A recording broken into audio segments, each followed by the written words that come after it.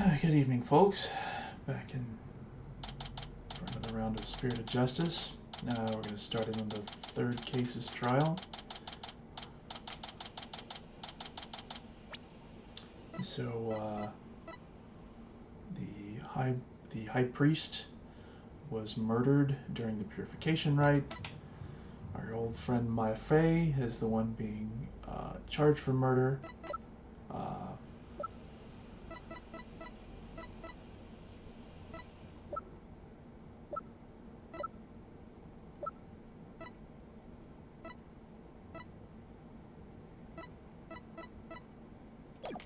Yeah, it's gonna be a rough time. I wasn't able to find any conclusive evidence yesterday. But if I can figure out Lady Kira's motive for threatening the High Priest, then maybe... Nick, today well... Don't sit down, Maya. I'm gonna defend you with everything I've got. You would do well to cease this insanity while you still can. As I said yesterday, I'm gonna defend my client in court. Well, know this. You shall not witness a miracle of the sort that occurred last time. The moment she is found guilty, you too will be found guilty of abetting the accused. I never claimed to be a miracle maker, but I am good at discovering the truth. Now, unlike miracles, the truth is always waiting to be found. The truth, you say? Then it seems you have chosen your fate. This shall be your very last trial. Nick, I'm going to prove you innocent, Maya. You'll see. After all, you have to introduce the plumed Punisher, warrior of Neo Twilight Realm, to the folks back home, right? Right. I may be a defendant this time. But I'll be by your side like always, Nick. Thanks, Maya. This place is tough on lawyers. I'll need all the help I can get. Plus, it's always good to have you on the team. Well, it's time. Let's go.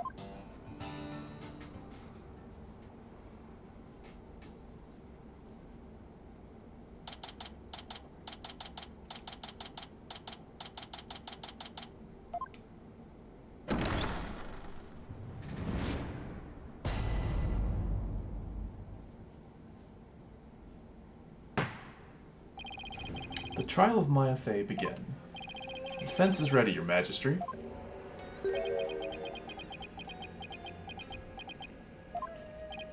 Huh?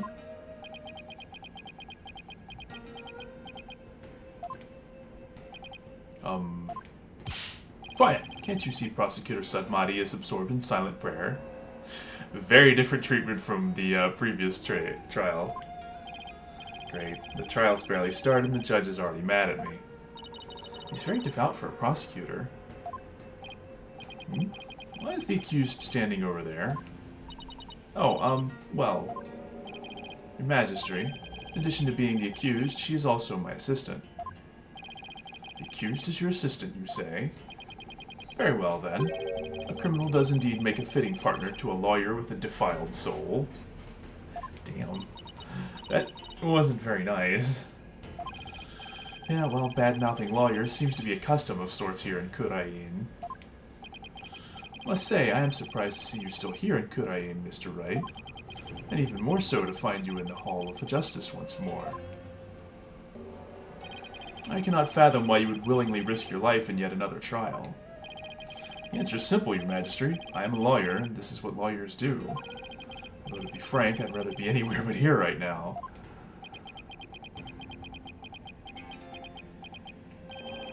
Such foolishness. Prosecutor Sadmati, are you ready to begin now? Yes, Your Majesty. The prosecution is ready. Let us begin without further delay. But first, I promise you both this. I will cast your wicked souls into the fires of hell. Thus shall the soul of the victim attain salvation. Ha ha ha. Splendid. I would expect nothing less of you, Prosecutor Sadmati. Please save the victim's soul, Prosecutor.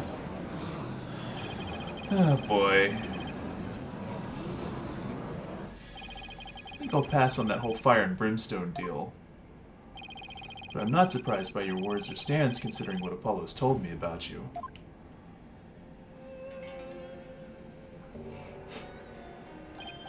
So, it was you who instilled that putrid lawyerly guile within him. Putrid? What? He too must soon face the fires, lest his soul be lost to redemption. But I shall send you on ahead, so that he will not be lonely when he arrives. Sorry, but I'm afraid it won't be that easy. People say I never know when to give up. Nervous, Maya? A little.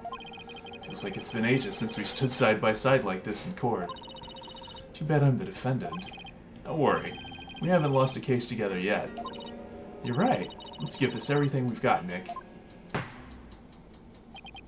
Now then, Prosecutor Sadmati, would you please explain the case at hand? Of course, Your Majesty. Let us begin the last rites of the victim. Maya Fey has been charged with the crime of murder. The victim of her heinous crime was High Priest Tarustin Me. He was conducting the purification rite when he was brutally slain. The cause of death? Let us review the victim's autopsy report and the crime scene photo, shall we? The cause of death was blood loss from a stab wound delivered to the abdomen. The murder weapon was likely the Warbad dagger, which was used in the rite. However, the weapon is yet to be found, though the scene was thoroughly searched. The sacred relic used as a tool of murder. The Holy Mother's wrath shall be most severe. The murder itself took place at the height of the purification rite. The accused had donned Lady Kira's sacred robes, and the victim was there to offer prayers as High Priest of Kurainism. During the rite, the victim and accused were the only two at the inner sanctum. Therefore, the only person who could have slain the victim is Maya Fey.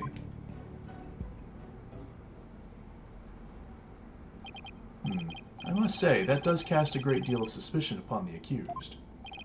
Indeed. Now then, allow me to submit this diagram of the crime scene as evidence in this case. In Kurainism, slaying a priest is a sin most grave and dreadful. As such, Maya Fey's soul shall be plunged into the lowest level of hell, the hell of tickling. There she shall be tickled without end for 500 million years. Okay then. That is a terrible fate indeed. Would the defense care to respond? I thought the lowest level of hell was the hell of back pain. I don't remember killing anyone. I don't have that dagger or anything like it. As my client stated, she has no memory of the event as described by the prosecution. But more importantly, she had no motive to kill the High Priest in the first place. Objection.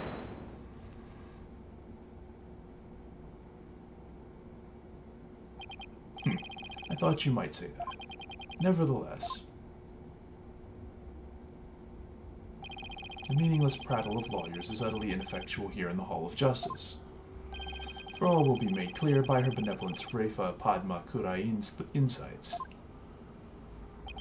So it is, and so it shall be. The divination seance reveals the truth for all to see. Here we go again. Bailiff, please show in the royal priestess.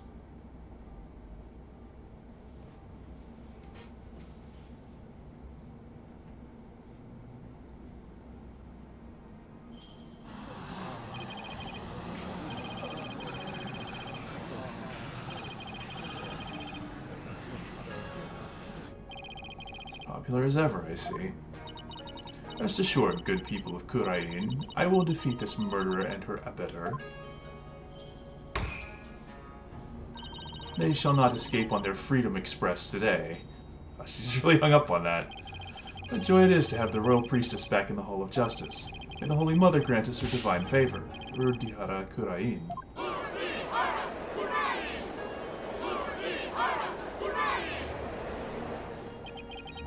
Sure looks pleased with herself, especially for someone who didn't know what a Freedom Express was until yesterday. Is there something stuck to my face, barbed head? No, nothing, your benevolence. Now then, your benevolence. The divination seance, if you please. Very well. Nena, my robe.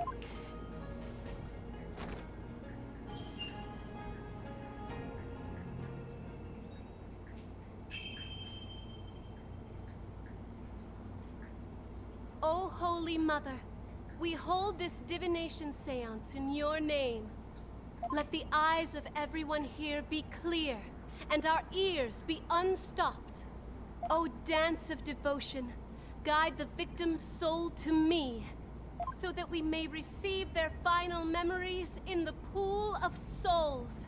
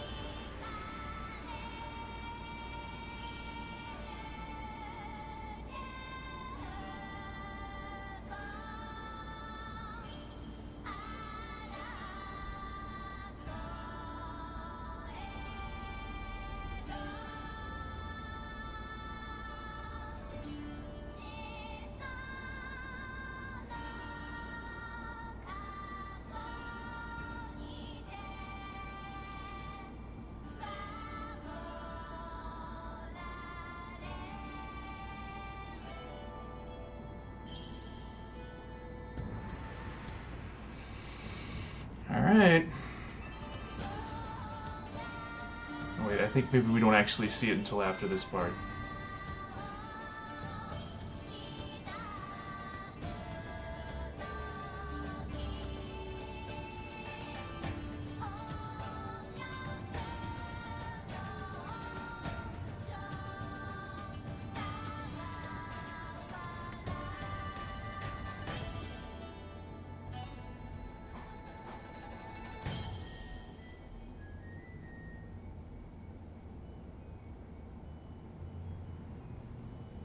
Alright.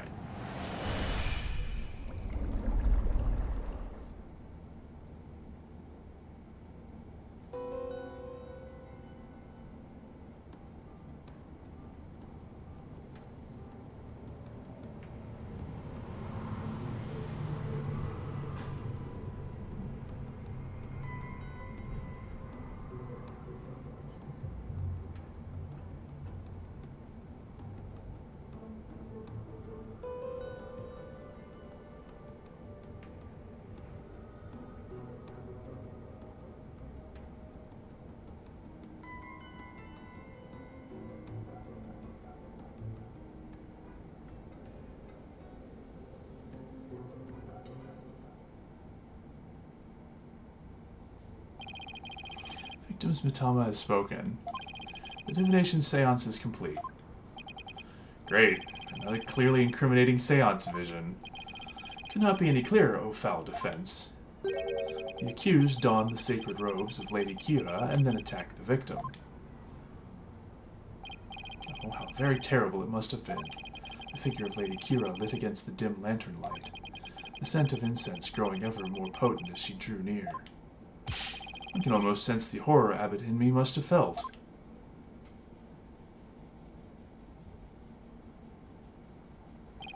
The facts as presented by her benevolence are indisputable.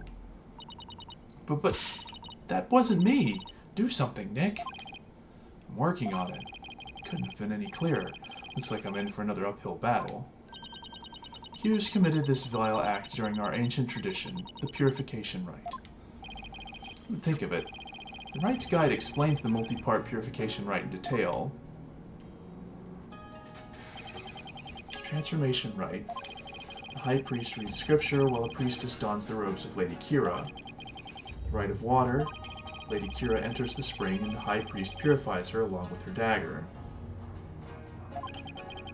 The Rite of Fire. The priestess circles the sacred flames to purify her soul. Indeed, it would seem that the murder occurred during the Transformation Rite. The rite dictates that the High Priest stand in front of the spring. Therefore, the accused must have attacked him from the direction of the broken lantern. Oh, Barbed Head, would you care to object? Of course, because I know my client is innocent. So you say. You truly do not know when you were beaten, do you? You managed to pull it off last time with Albie. I'll just have to do it again. You intend to find fault with her benevolence's insights yet again? would seem lawyers are Pulkunan creatures indeed.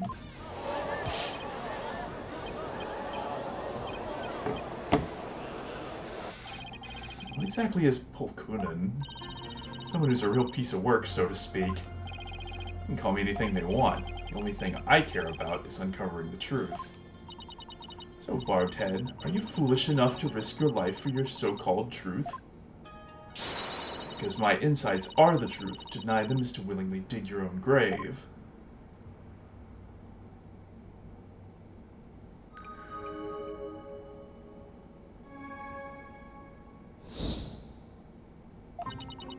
The victim commenced the purification rite by bowing to the lanterns and reading a sutra. Hold on a second. Three-part ceremony. The moon is directly over the summer. Transformation rite. The priest reads scripture while the priestess dons the robes related to Kira, which have been purified with incense. It's the rite of water, which the priestess then the spring which Lady Kira and the high priest purifies with Lady Kira and her dagger. The ceremony ends with the rite of fire, which the priestess circles to the sacred purifier.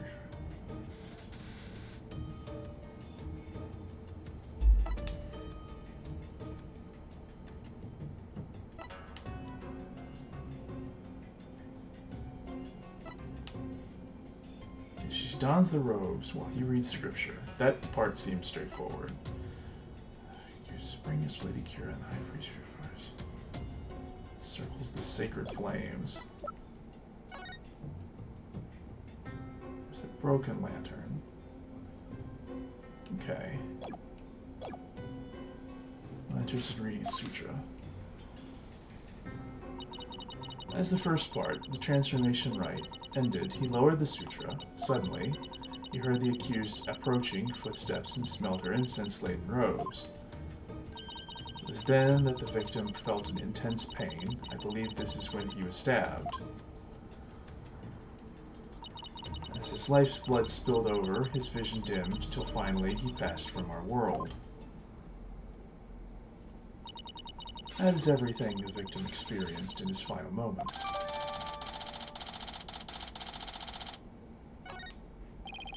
Dressed in the sacred robes of Lady Kira, the accused rushed the victim head-on.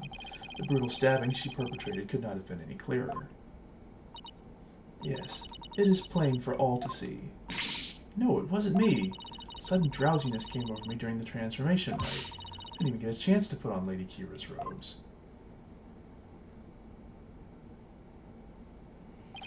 You waste our time with such meaningless statements, accused. You cannot explain away the truths revealed by the royal priestess's divine insight. Oh, how did you end up finding contradictions last time? The deceased's final memories include all 5 senses. Oh, you mean those words that appeared in the Pool of Souls? Looked to me like the bigger the word, the stronger the sensation was to the victim. Yeah, that's how it looked to me, too.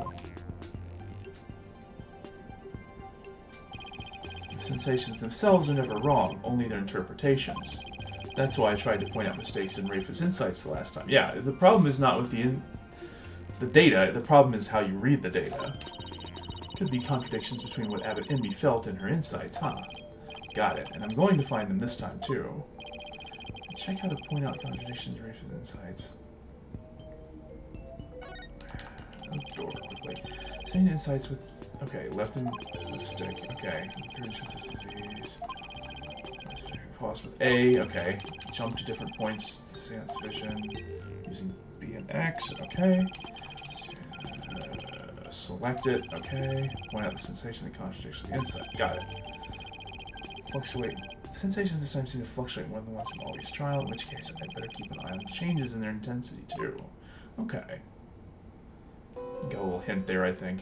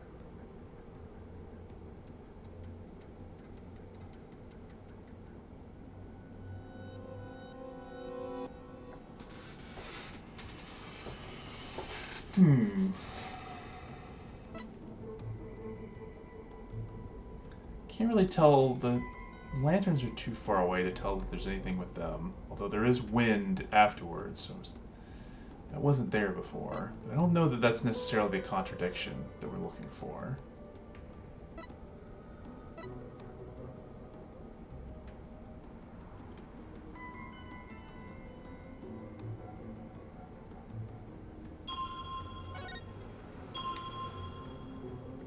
My guess is it's going to be this sound. Because the thing that I notice is the incense gets stronger as they get closer, but the footsteps stay the same sound. Objection! Victim supposedly heard the accused approaching footsteps. Did he really? Nonsense is this. Is it not abundantly clear? No, it's not. Because there is something strange about those footsteps. Strange? Explain yourself, barbed head. The footsteps are strange because they don't get louder. The incense gets closer, but the footsteps don't. Please focus your attention on the incense the victim smelled. The scent grows stronger as the accused approaches. If the accused really had approached the victim, the sound of her footsteps would have grown louder as the scent of incense grew stronger.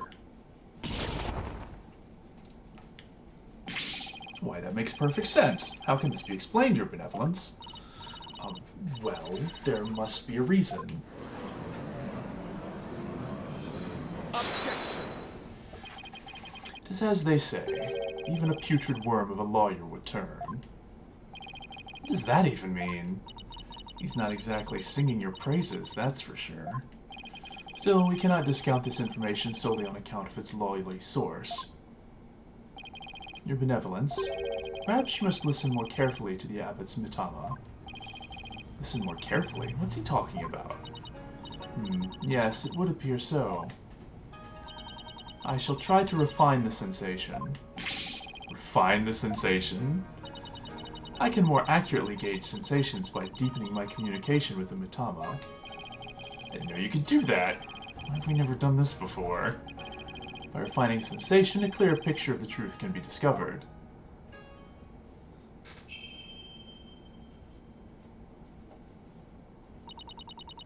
Blessed Mitama, I beseech you, hear me now and respond to my call.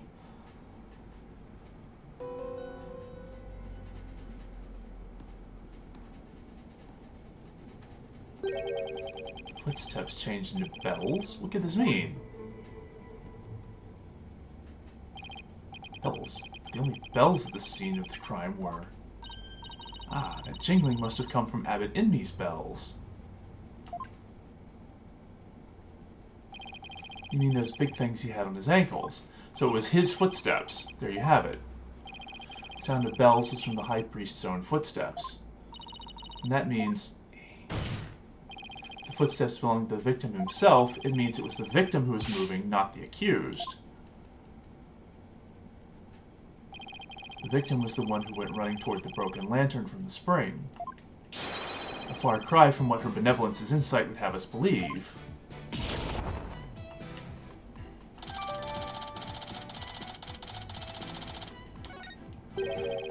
Why would the victim have approached the accused? Maybe he was trying to defend himself. Please explain. He could have felt threatened by Lady Kira standing there with a dagger. If so, he might have thought to overpower her before she attacked.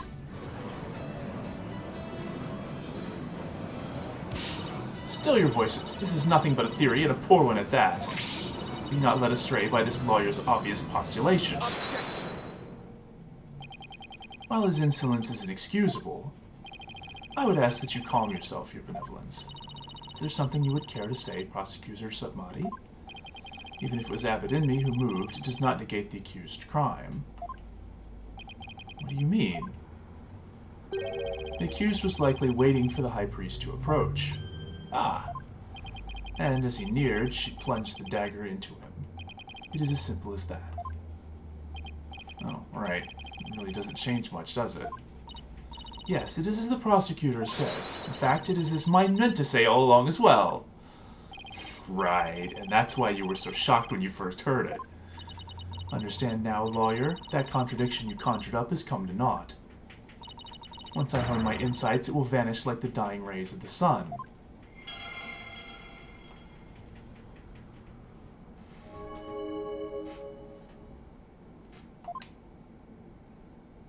Vision dims. See, the fact that it was Abbott and me who moved changes nothing. Maybe not. Contradiction I pointed out must mean something. When sensation changed after creative vision, stands to reason that something else might have changed too because of the refinement. Should focus on these. Yeah, so I think maybe now we might actually get a better look at those lanterns.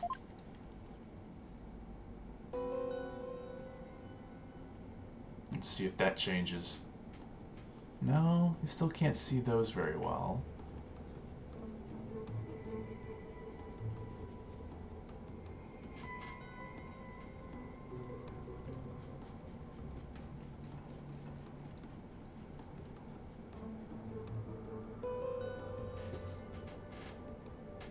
The wind is still there. And spells water.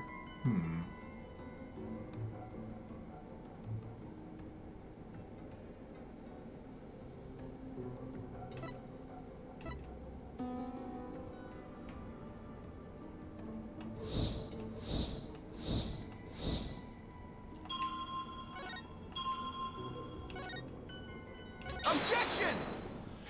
Water, huh? Hold it. How do we know the... Oh, I might not have had it on the right line. Customs governing the right are very clear, and Abbott and me would have adhered to them. Well, that's strange. Oh, maybe I did have it the right one. Yes, I would ask you to consider the sound of the victim's footsteps. The sound of bells changes the sound of water at one point. What's this? It's simple. The victim must have stepped in some water. Oh? Yes. And the only source of water in the inn's sanctum is the spring. And therein lies the contradiction. What contradiction? I believe the rite started out as it should have. The victim stood with his back to the spring, and the accused stood right in front of him. But we now know that the victim then moved into the spring. Oh, Kunka, that is absurd! This means that the accused's location differs from what her benevolence's insight indicates. Then where do you propose the accused stood once she donned Lady Kira's robes? I mean, the sound of the victim's footsteps... I was standing here... I mean, it had to have been...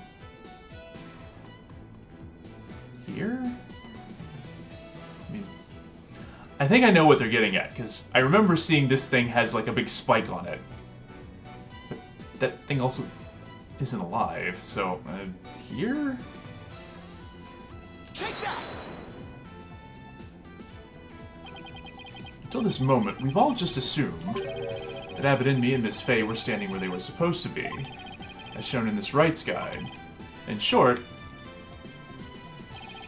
the victim should have been standing with his back to the spring and the accused in front. However, if that is how they were really standing, he couldn't have stepped into the spring as he approached her. Problem is, the victim did step into the spring. This can only mean that Miss Fey had actually been standing in the wall. Unless it was somebody else, and Miss Fey, or Maya, was actually further south, and he stepped into the spring to approach someone who is an intruder. Now, that could be the answer. If this is true, then their positions would have been completely reversed. What is going on here, Miss Fey? Were you really standing in the spring? I'm sorry, but I barely remember anything about the rite. High Priest would never make such an obvious blunder during a rite. What on earth? Is that even possible? Be that as it may, this does not overturn my insights. Doesn't? Let us say the accused was standing in the spring. So what? So what? This completely reverses their positions as what? That their positions differed from what is customary is rather curious. However, what does that change? It certainly does not erase the accused's brutal crime. Yeah, I think the point is that lawyers are an absurd breed. Never thinking ahead, you cling to the first insignificant contradiction you can muster. Sounds like Princess Rafa has a pretty good grasp on what lawyers are all about. Maya, where would I be without your brutally frank commentary right now?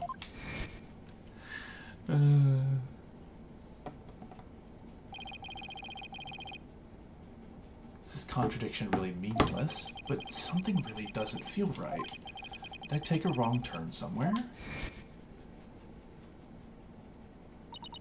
I will now amend my insight to account for this new truth.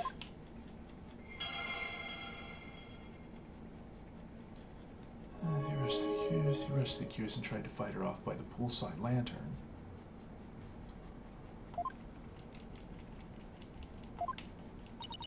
Now the contradiction is no more. The truth of the matter still stands, no matter how stubbornly you deny it. What do you have to say for yourself now, Mr. Wright? Nick! Your Majesty, this lawyer may have raised a trivial objection, but her benevolence's insights have no further inadequacies of any kind. Yes, so it would seem. Wait a second, but there is another contradiction.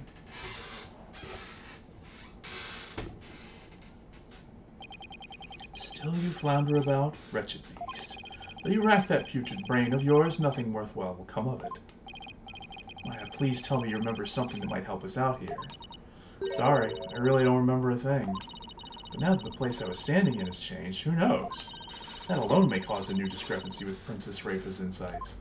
Yeah, there is one.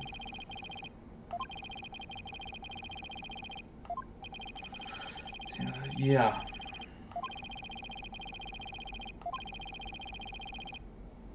Yeah, there is a discrepancy now, because if that lantern was broken, now that is a problem.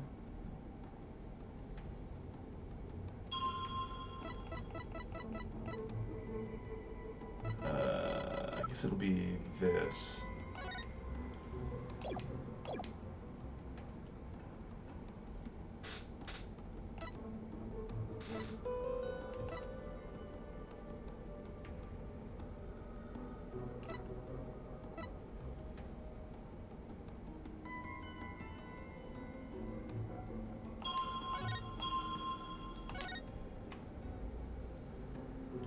Objection!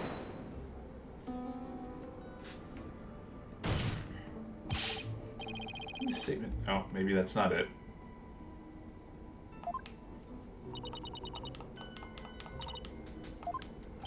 Exactly.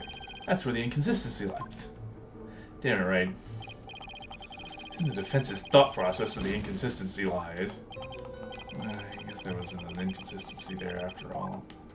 Okay, so it's not... I still think it's that. Okay, Springside Lantern, that's the problem. Got it.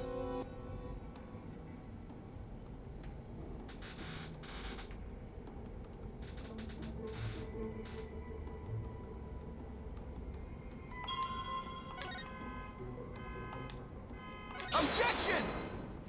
Alright, now we got it. Or maybe not?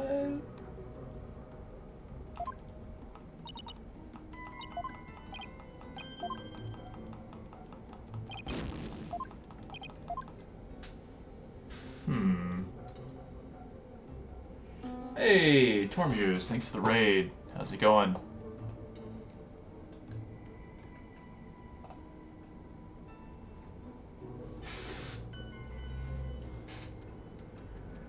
Nice, I appreciate it.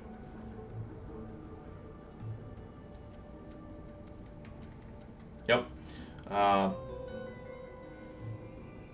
Basically, we're in the middle of case 3. We're trying to figure out what's going on with this. Basically, we've got a vision of what the victim saw shortly before he died, and we're trying to figure out how it doesn't match up with our interpretation, or the interpretation of events as determined by the legal system here in Khura'in.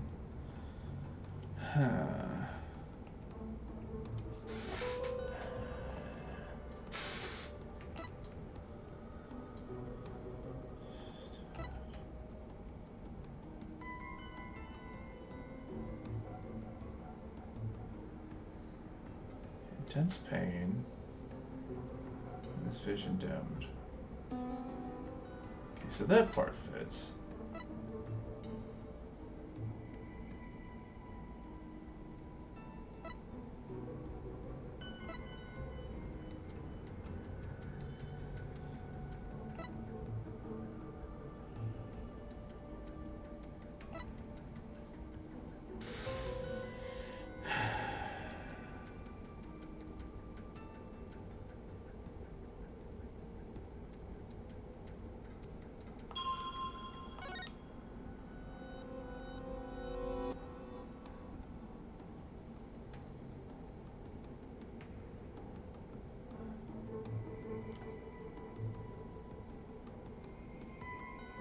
I mean, that seems like...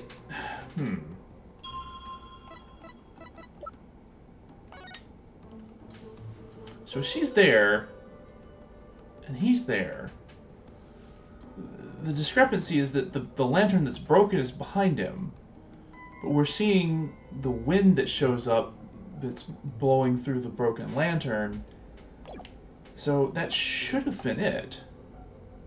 Maybe I didn't...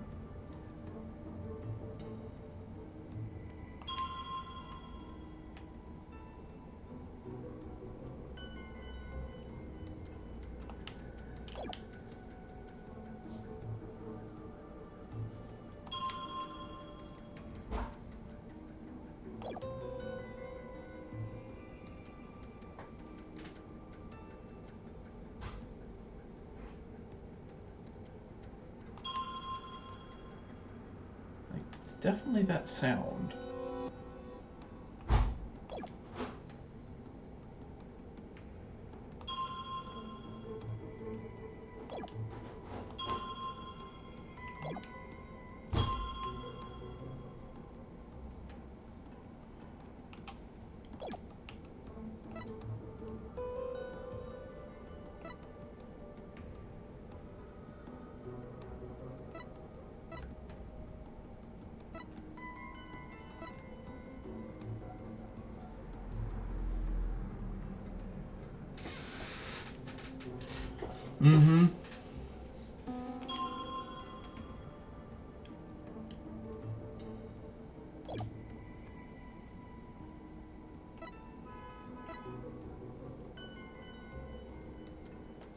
It's gotta be this one, though.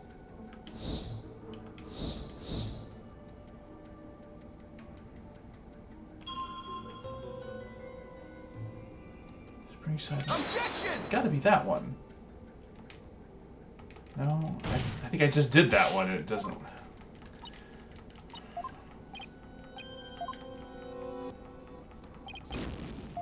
I think I need some help with this.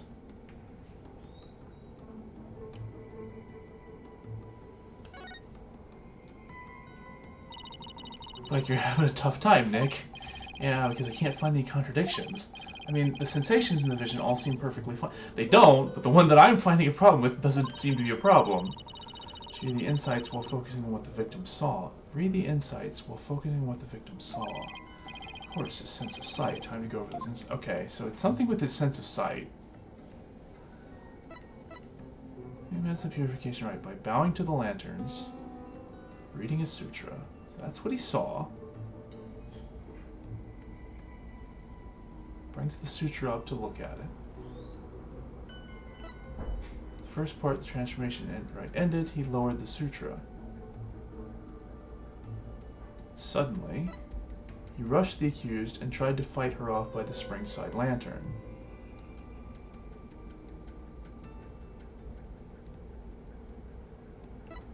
Then the victim felt an intense pain. I believe that was when he was stabbed. Lifeblood spilled over his vision until he finally died. I guess the thing would be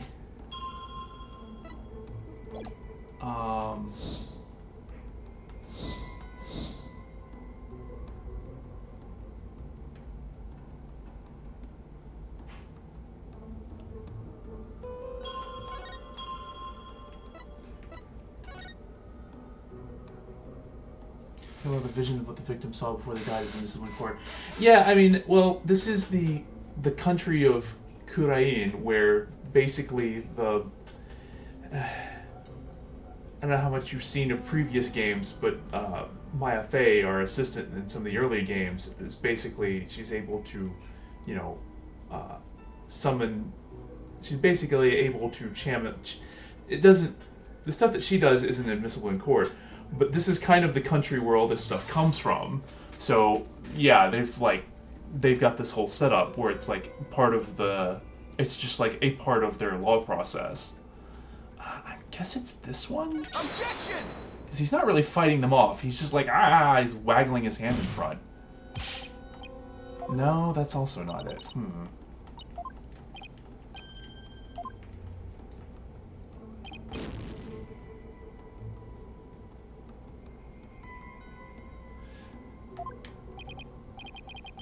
Guess that wasn't it.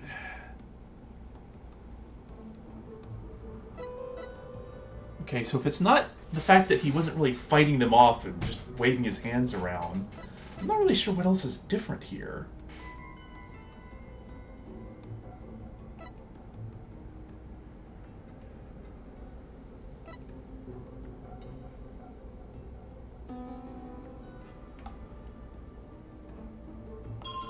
Unless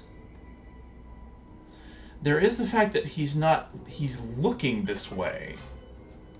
Like, he didn't rush the accused immediately. He's actually looking over here. So I guess that could be it? Because he's looking over at this lantern.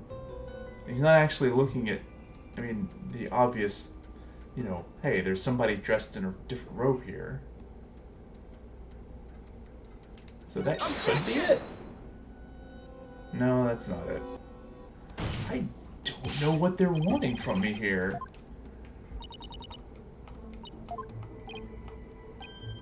Could he have turned, moved while the paper was blocking his vision? That's also possible. Oh, maybe that's it.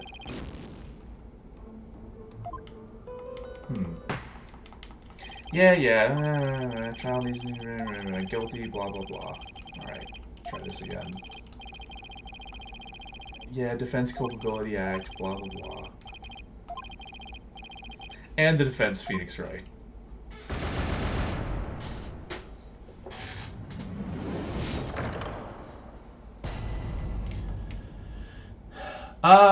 That might not be such a bad idea to try, because basically what's happening is, here, I'll use the court record to show.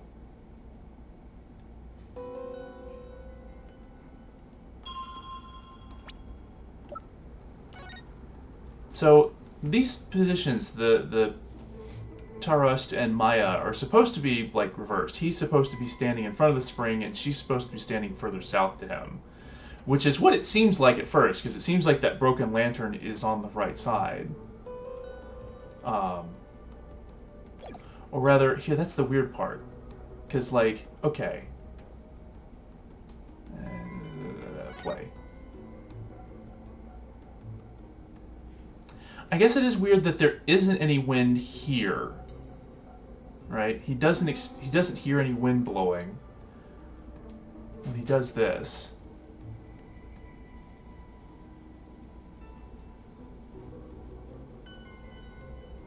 And then there is wind blowing when he puts it down. But I already tried pointing out the wind, and that wasn't the issue, apparently.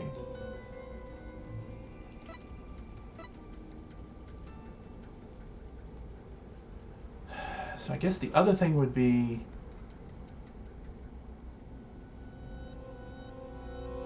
his sight here, where there isn't any wind. Sort of. Maybe. Objection!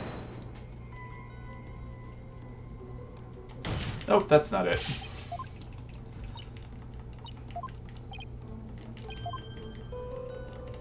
Unless it's the first statement because it's the beginning of the ritual.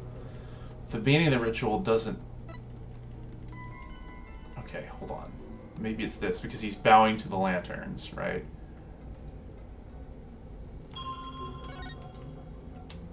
Objection!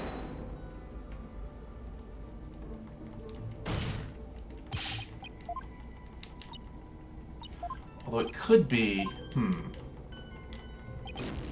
Could be the part where he's bowing to the lanterns and there's, like, wind that shows up. Because it's specifically wearing... It's specifically referring to the part that he bows to the lanterns after this part. So it could be that. This part is neat, but it's kind of difficult because you have to get two separate things, and both of them have to be correct. So if either of... But it's a bunch of things that happen similarly that are continuously over time. So if you don't get the right moment, then... Yeah, like this still doesn't work for it.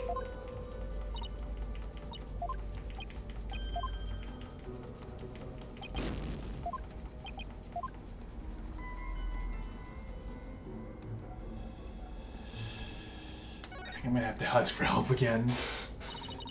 You're having a tough time. Yeah, I couldn't find any contradictions. Sensations of vision all seem perfectly fine. In that case, why don't you read the insights while focusing... Read the insights while focusing on what the victim saw. Sense of sight. Huh. Going to the lanterns, reading a sutra.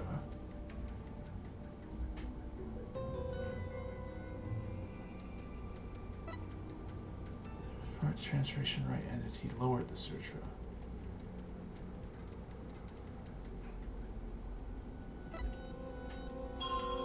And there is the part that, like, he because I think the reading goes from right to left. So there is the part where he looks back to the right while reading it. But that's... So maybe that's it? Objection! Because he looks back to the right instead of just finishing reading it? No, that's also not it. Doesn't specify the killer broke a window to get in. The wind is basically this... See this broken lantern in the lower left point? When we investigated it earlier, we could hear wind blowing through it. So I think the implication is that the wind is supposed to represent that broken lantern. But that's not...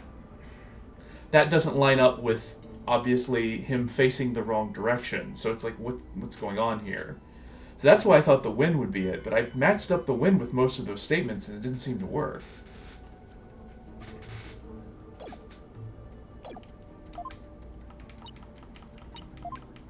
Like, I think I've tried that wind with all of the first three statements where it would matter.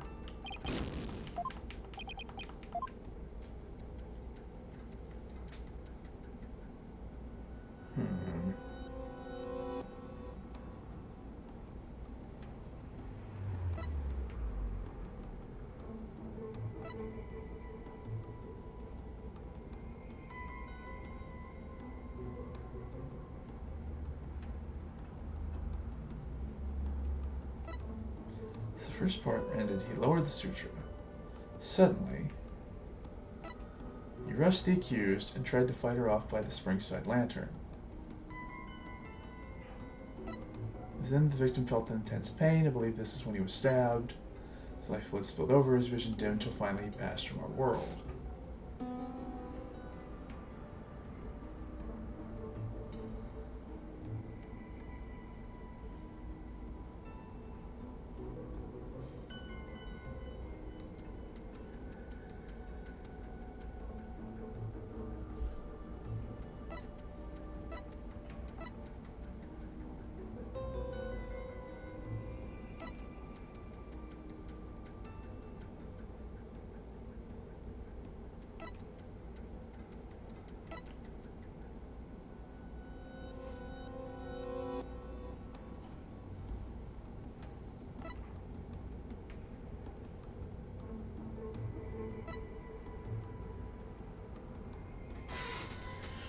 Wind and water sounds came from the right. Where would he have to be standing for that to be the case?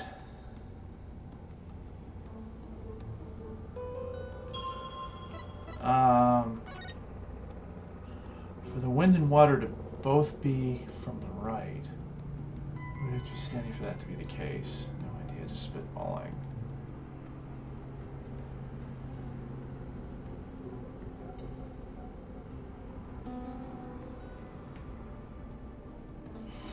Well, the water noise doesn't come from. Okay, sorry, he's facing north. The water would be in front of him. The broken lantern would be behind him on the left. Right. Okay, let's go back to the beginning. If he's facing north, the water would be in front of him. The broken lantern would be behind him on the left. I assume the water sound was coming through. Okay, the water sound. Here, we'll get to that part.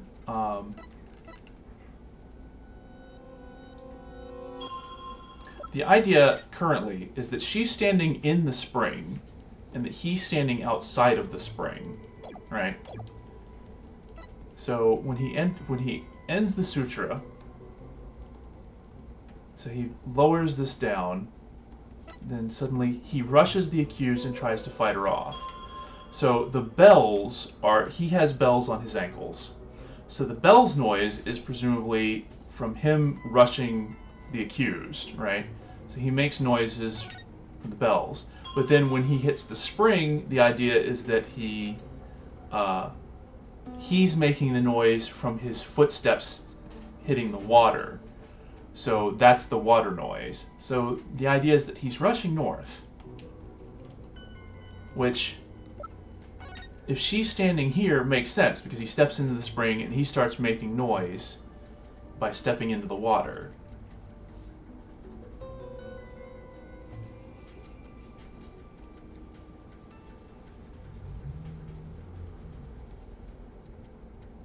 So maybe that makes a little more sense.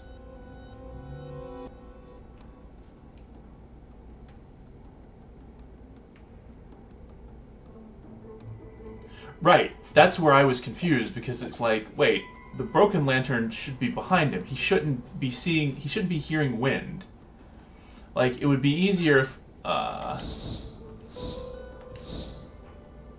it would be easier to confirm if he could see this clearly, but he kind of can't. So I'm going off of the wind noise. Fight her off by the Springside Lantern. And that's why I was assuming, like, okay, it can't be the Springside Lantern because the Springside Lantern isn't broken, so it shouldn't have any wind coming from it. But when I put it on this statement and try to select the wind, it says it's not correct. So that's why I'm confused, because I was like, surely it's got to be that, but apparently it isn't.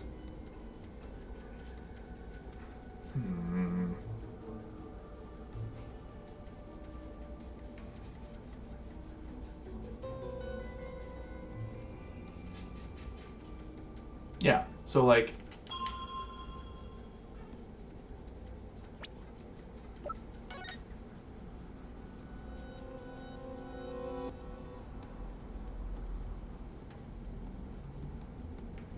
Could the lantern have been moved after the murder? It's possible.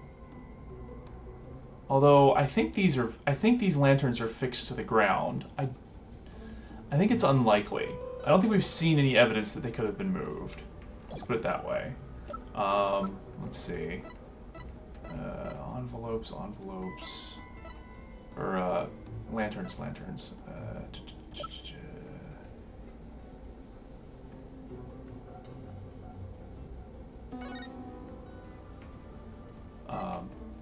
So here's the broken lantern, right?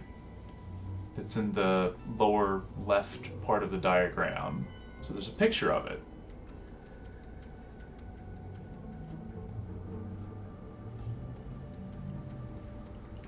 I guess it's possible they could have been moved.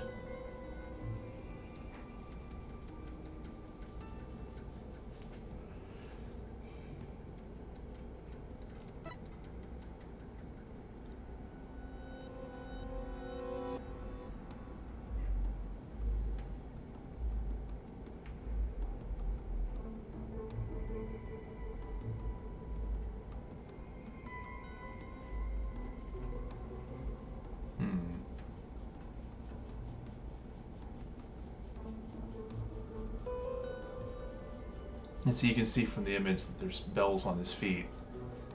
And he is in the water, which is why it makes it look like he fell back into the spring. Yeah, it's kind of hard to figure out, like...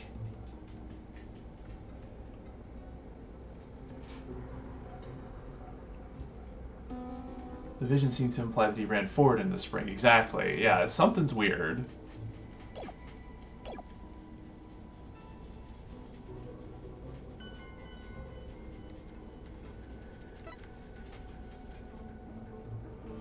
The thing is we're not at the point yet where we can start using evidence. We're supposed to be finding contradictions in the vision itself with the statements that are interpreted as such. That is kind of the weird thing about this, is that eventually we'll get to a point where we start looking at evidence, but right now it's like, oh, this is, the vision from the royal princess that, should be the absolute truth of things in this land. So I have to, deconstruct this before we can actually get into the, evidence part of the trial.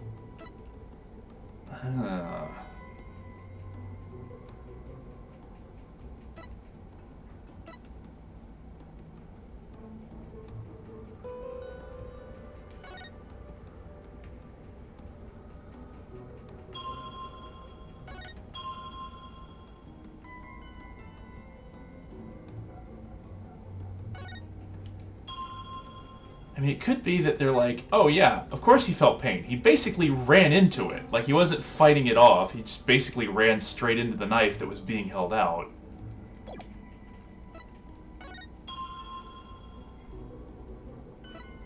So maybe it's that?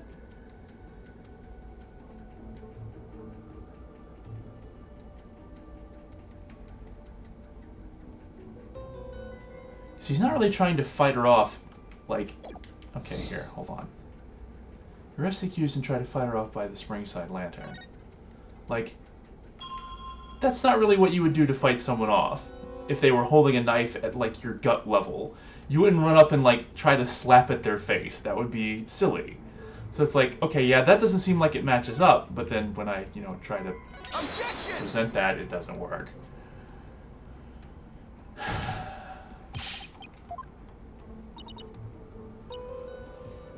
And the hint really seems to imply that it has something to do with his sight. But I don't see how it works.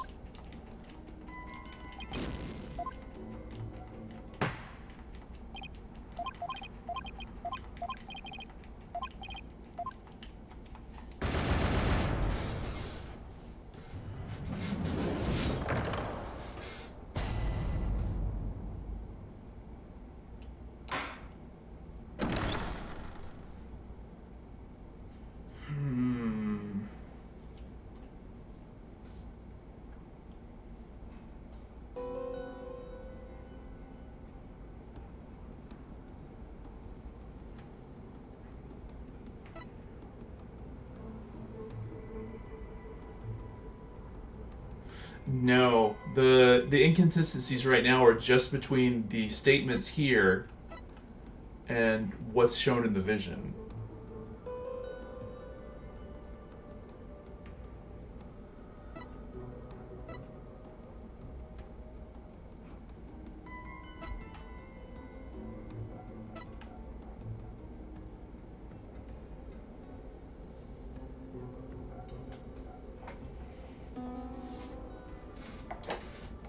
Because, here's the thing. The photo of the victim, that could have been arranged after he died. So it's not really... You can't even really, the photo of the victim doesn't necessarily contradict, him while he's still alive, which is what we're seeing here.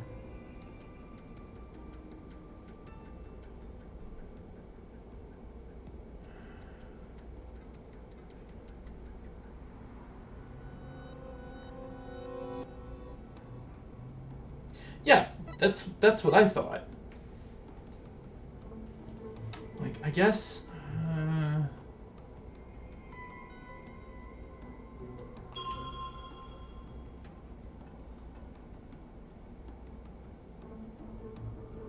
Objection!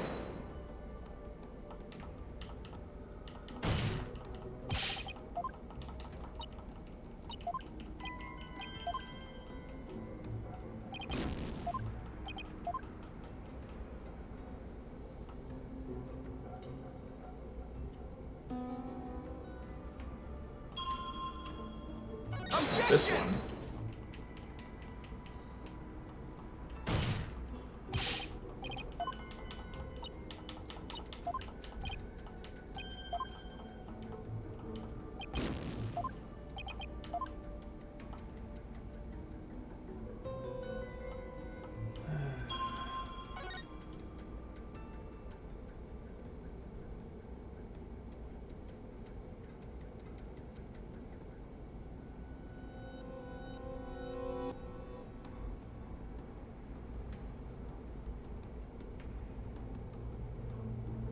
Pretty sure for this statement I've tried selecting both the wind and just the vision of the sight of the lantern itself. Try it again. I could have sworn I picked this already. Huh. Maybe I wonder if I waited, because the wind kind of gets closer to the lantern. I wonder if I waited too long.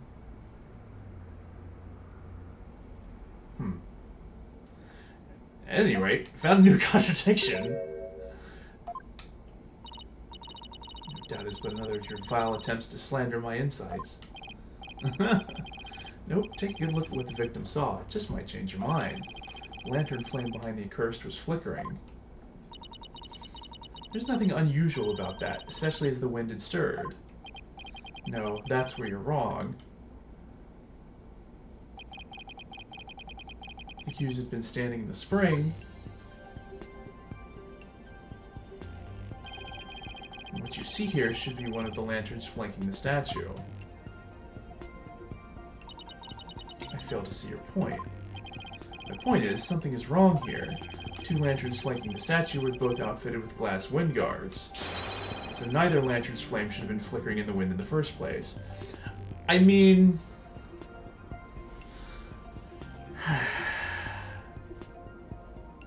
I feel like this is a case of 6 of 1.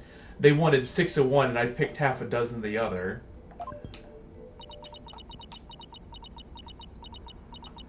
Yeah. Seems pretty tickled, Nick. I don't remember saying anything funny. I fail to see what you wish to prove here, but... very well. I shall refine the vision and reveal the truth for all to see.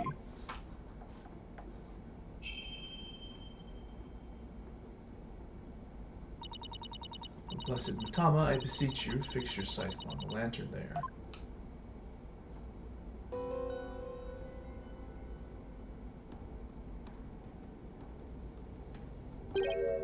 Huh? That lantern doesn't have a wind guard on it.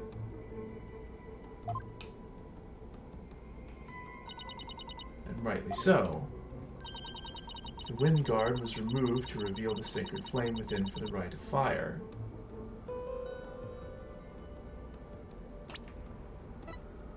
Okay, so that one wasn't broken. It's hands of the rite of fire, which the priestess is. It was removed to reveal the sacred flame within for the rite of fire. Therefore, there is nothing odd about the flame flickering. Say what? When we searched the crime scene, those lanterns had their wind guards on. That's because the police put them back on. Sacred flames have burned uninterrupted for hundreds of years, defense. We could not risk them being extinguished even during an investigation.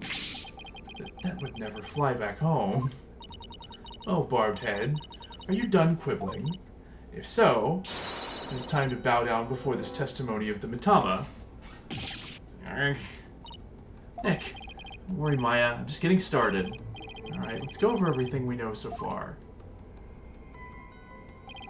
Maya's wearing Lady Kira's robes and standing in the spring. Yeah, the idea is that these, like the prosecutor said, the flames in these lanterns have apparently been going for like hundreds of years, and the only time the wind guards are removed are specifically for the ceremony. So even if they were still not on after the ceremony completed, which was supposedly interrupted because this guy died, they would have asked the police to put the guards back on while doing the investigation. I guess it is weird that why didn't anyone just put them on themselves before the police got there, but I guess it depends on the timing of how quickly the police got there. But yeah, if they hadn't been on, they would have been like, hey, put those on. We don't want the very important religious fires going out. The High Priest is thought to have been moving towards her, so I should look for sensations that stand in contradiction to this arrangement. Don't give up. I'm going to find a contradiction that will undermine the accusation against Maya.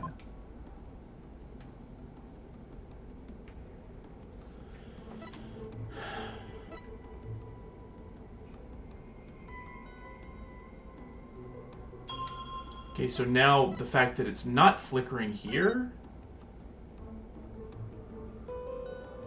Objection!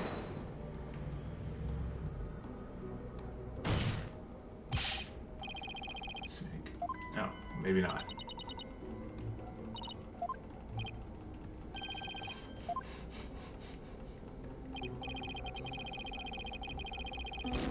Okay, let me let it run through again now that the focus has changed.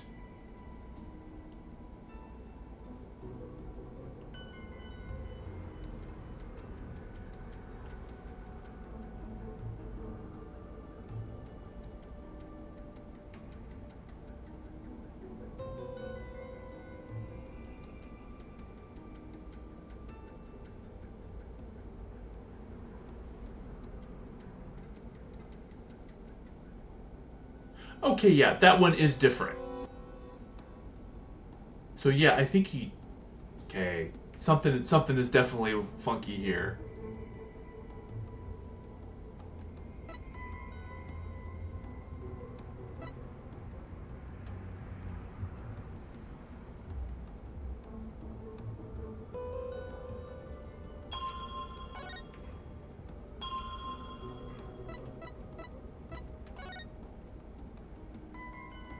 This part is broken. Objection! It must be a different statement.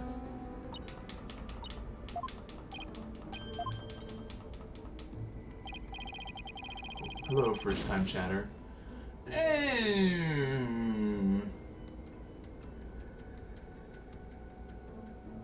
don't know about that.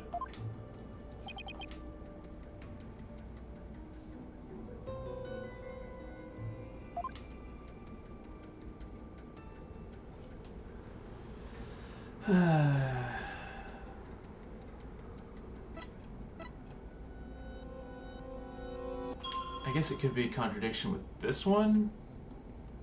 Objection! Because that's definitely not the Springside lantern. Yeah, okay, that's it. This possibly mean the lantern clearly contradicts the insight. This contradiction will overturn the entire case I've been building. You alright, Mr. Wright? One minute you shout out, and the next you fall silent. Perhaps it is like the bellow of one who is barreling down a hill with no way of stopping. Is that not right, Prosecutor Sudmati?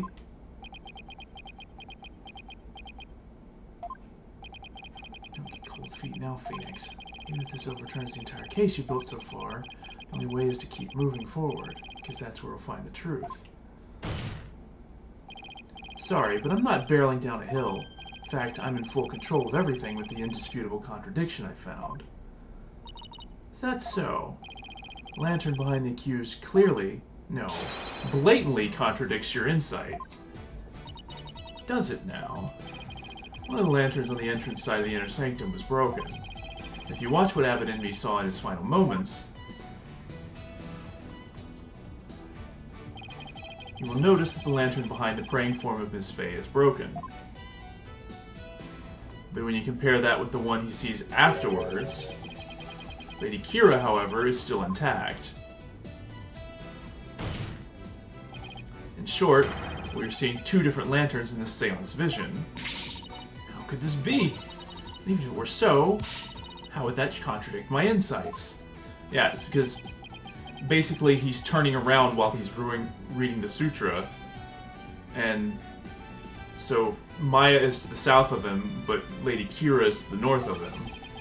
We start by saying, the claim I'm about to raise will overturn the case I've built thus far. Will the defense please explain himself? Based on the broken lantern, we can tell... Maya and Abbott in these positions.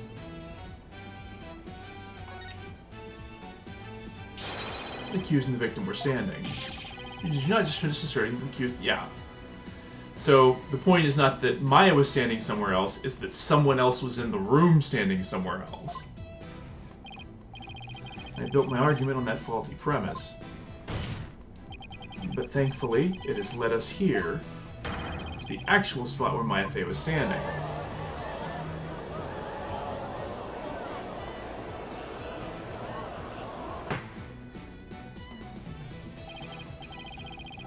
I say, as the defense keeps changing its assertions in such a capricious manner, its credibility may come into question. I'm willing to take that risk, Your Majesty, because I believe this will be the last time. I'd like to start by pointing out the actual spot where the accused was standing. Very well. Show us where you now believe the accused was actually standing. Based on the location of the broken lantern, Maya was standing here. Take that! I wasn't thinking straight before, but now it's all falling into place. We know the victim had stepped into the spring. That means Maya Fey had to have been standing in the water as he approached. However, his memory, which has only now become clear, reveals that Miss Fey was standing by the side of the broken lantern. In other words, she was standing where she was supposed to be according to custom. That not bring us back to the very beginning? No. This is where things take a different turn. And I mean that literally, because he's turning. The victim had to have been moving toward the spring. That means that while he was moving, he had his back turned toward the accused. This? Do you mean to say the victim turned around during... Yeah, he turned around during the rite.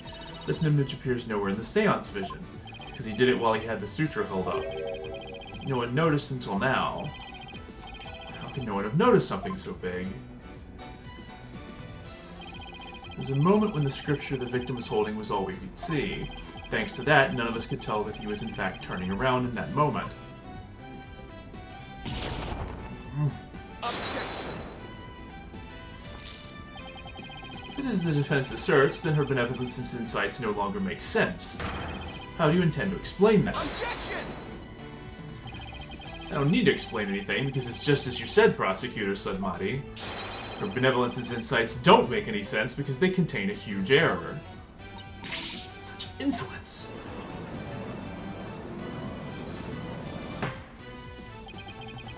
A huge error, you say? Do explain. The huge error is the number of people there. This is what happened at the scene of the crime. The victim was reading a sutra when suddenly he sensed someone behind him. He immediately looked back to see someone dressed as Lady Kira standing there. Wishing to see who it was, he approached the robed figure, stepping into the spring, and then that's when he was stabbed. This cannot be. Oh, but it can, and it is. The insight stating the accused stabbing the victim is wrong. And that is the real truth lying behind this testimony of the dead. Puh. Even he's stressed out.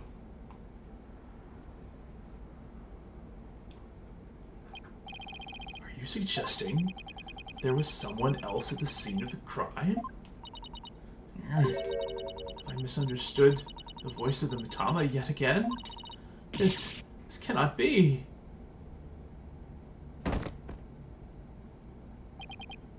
Whew, that was a close one. I managed to find the true meaning behind the seance vision somehow. Should add these new facts to the court record.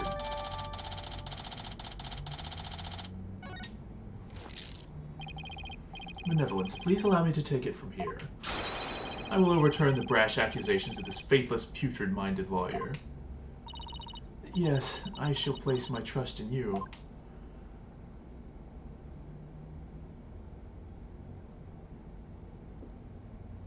Well, this should be interesting, because I don't know if there's any other witnesses. Sure about this, Prosecutor Sudmati? My work as an international prosecutor has taken me to courtrooms around the world. And in that time, I've learned to perform last rites for souls in trials lacking a seance. Yes, of course. Forgive my ludicrous inquiry. Moreover, I have with me a forensic investigator from overseas. We'll show you all the most magnificent last rites ever seen. I guess he really does think highly of Emma and her forensic expertise. I'm impressed that he's come to understand their value. Then again, he is an international prosecutor who solved tough cases around the world. Time to hunker down, huh? Now then, let us continue with today's proceedings. Will the defense please tell us who the third party dressed as Lady Kira was? Your new claim has negated the insights of the Royal Priestess, so I trust you have some evidence to support it, correct? Yes, of course. This third party must have really wanted to kill the High Priest. Might be able to identify who it was if I had evidence of their murderous intent. Oh, we're waiting, Mr. Wright. Evidence that can reveal the identity of the third party is this.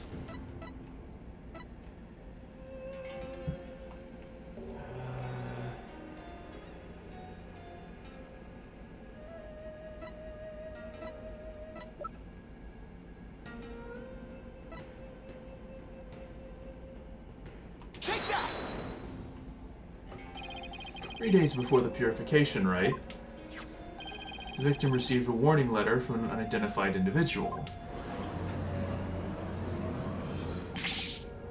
He did? Whoever sent it clearly meant to threaten the High Priest. The letter said, "Do not perform the rite." The rite went on as scheduled. I believe that is why the High Priest was murdered. Who do you suppose sent that letter? A person with something to hide, the rebel hunter disguised as Lady Kira herself.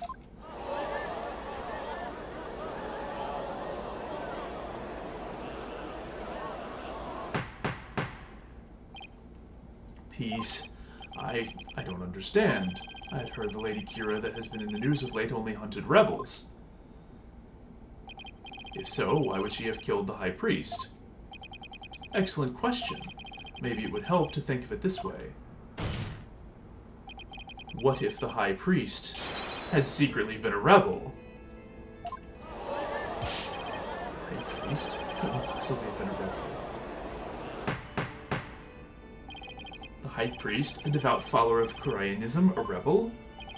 Do you even comprehend the blasphemy of which you speak? Well, do you? I too found it hard to believe at first. But as I continued my investigation, it started to become more and more plausible. Objection! I mean, the rebel hunter seemed to think so. I'm not the one sending out letters saying to not perform the rite. Third-party hunting was hunting Lady Kira, and the High Priest was a rebel. A mockery of Kurayanism? No. Of the kingdom of Kurayan itself knows no bounds. Oops. Shameless Bokugan lawyer. Making a mockery of our religion. As a faithful Kurayanist, I take issue with these claims. And I am loath to admit them in today's proceedings. I don't like where this is going. The defense's claims are but vile blasphemy tantamount to spitting on the Holy Mother. Is it really that big of a deal, Maya? Abbot Inmi was a distinguished monk and very well respected too, so yeah. Ugh, please don't let this turn into an international incident. But fear not, good people of Kurain. The rantings of this putrid-brained lawyer who seeks to sully the soul of the deceased shall come to no avail once I conclude these last rites. The prosecution's assertion that the accused killed the victim remains unchanged. But the victim was stabbed in his abdomen. How is that possible when he had his back turned towards Ms. Fey? Someone else must have killed him. Objection! Are you sure about that? You may have invalidated the seance, but do not let it go to your putrid head. The karmic flow of this trial is, as yet, still in my hands. How can you be so confident? Something has occurred to me, you see. And your allegations of a third party are but a deluded fantasy. I shall prove that by calling a new witness to the stand. An eyewitness who will deliver a definitive answer that will dispel the defense's doubts. How is there an eyewitness if there were supposedly the only two there? Eyewitness? Very well, let us call this eyewitness to the stand.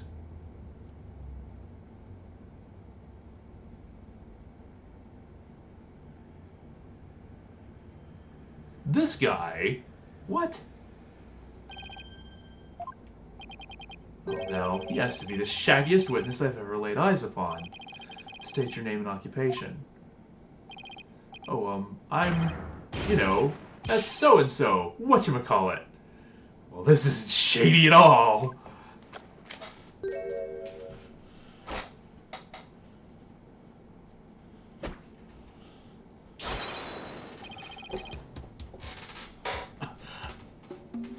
Anonymous TBD. At least that's what they've been calling me. Oh boy. This guy. TBD, as in to be determined? Can't you just tell us your real name? Witness has suffered a blow to the head, rendering him amnesia. You know, the last time we had a witness in here who couldn't remember his own name, he turned out to be the murderer. I mean, not in this court, obviously, the one back home in a previous game, but I named him Anonymous TBD in my report, but he thinks TBD is a part of his name. Objection! Letting an amnesiac testify? Have no fear, I've already questioned him at length. While it's true he's utterly forgotten his name and past, his memory of what he's witnessed is still very much intact. Considering the dearth of information, any new knowledge may be of help. Therefore, I will permit his testimony. Now, Mr. Imus, please tell us what you saw. Yeah, I know.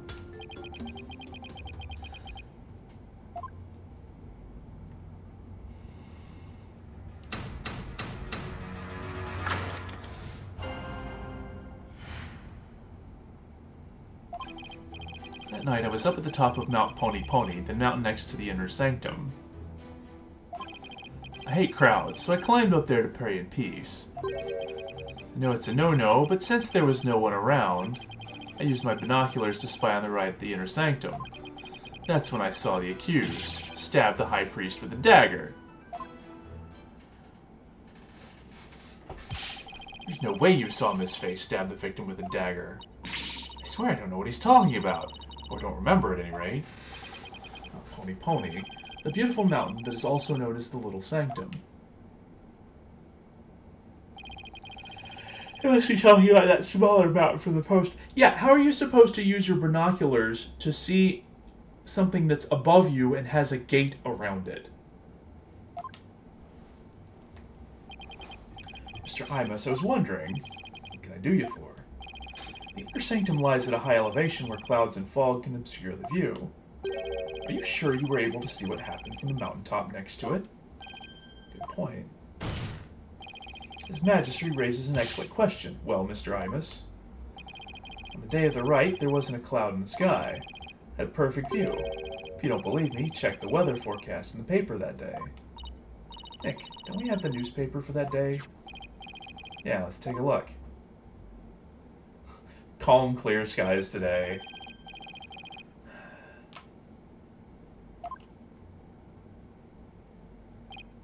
See? Told you so.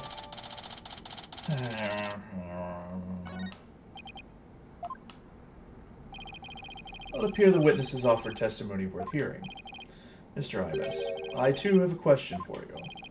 You already questioned the witness? Well, that's what I'm here for, right? Shoot. How is the accused holding the dagger? Was she holding it underhanded, its blade protruding from the bottom of her hand? Yep, I believe she was. It's called a reverse grip.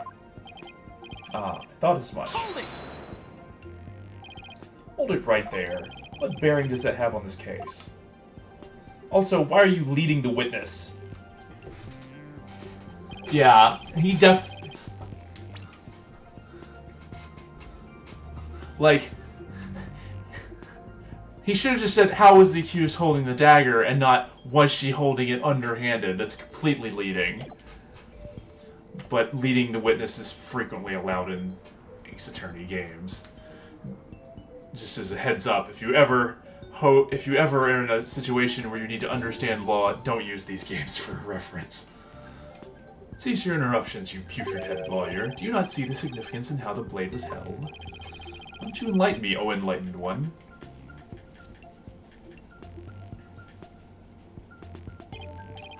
I knew you were a fool. I can already picture you in your next life.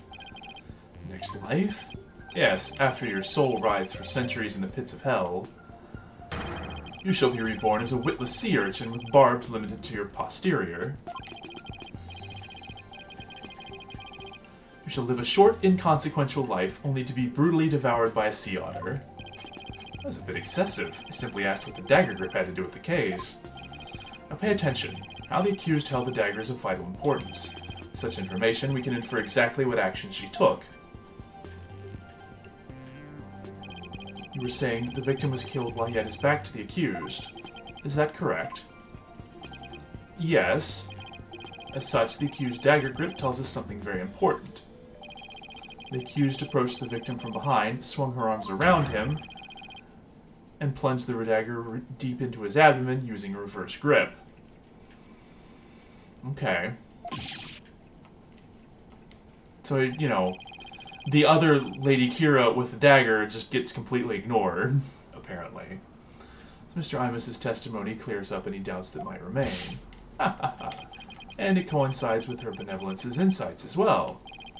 It's a disaster. I thought I'd blown those insights out of the water, but now they're back to haunt me. Now then, the defense may cross-examine the witness.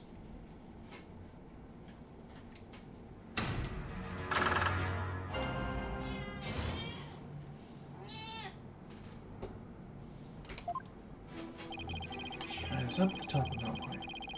Hold it! Are you sure you're not mistaken, Mr. Imus? Is it really Mount Pony Pony that you climbed? I'm sure of it. It's really Pony Pony-ish mountain. What does that even mean? You know, now that I think about it, it was a mighty fine view. I hate crowds, so I climb up there and pray in peace. Hold it! And I doubt this is gonna... Yeah, that's Delphine. It is, not time for dinner yet, but it is about time for her to start thinking it's time for dinner. You hate crowds, why bother climbing to the top? Couldn't you have just as easily prayed at the bottom of Mount Pony Pony? Wrong, bucko. This is a once-a-year epic event. I want to pray as close to the actual thing as possible. If you're so gung-ho about it, why don't you go pray at the Plaza of Devotion? Like I said, I hate crowds. I wanted to pray in peace. Oh, Holy Mother, why do I only get the annoying ones? My burning faith demanded that I climb up the mountain closest to the inner sanctum. Also, I know it's a no-no, but since there was no one around... Hold it! Since nobody was around, there is nobody who can corroborate your actions either. Hee-ho, you're exactly right. In that case, Mr. Imus, let me ask you this. Was there a reason you didn't want to be seen? About that. If you get caught climbing the surrounding mountains on the day of the rite, you can get in big, big trouble. Ha ha ha ha. That's it? Yeah, it's totally embarrassing getting yelled at when you're a grown-up. Ha ha ha ha. Yeah, you're a real grown-up, alright. And since nobody was around, I lost all inhibition and...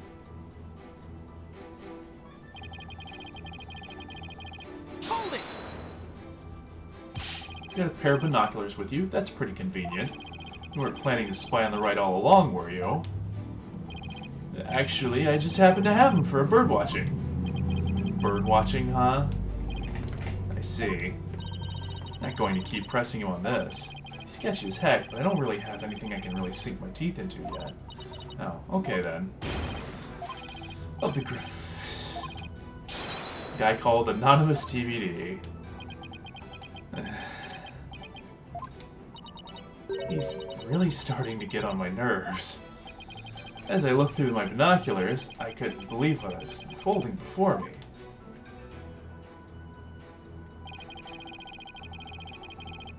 Hold it!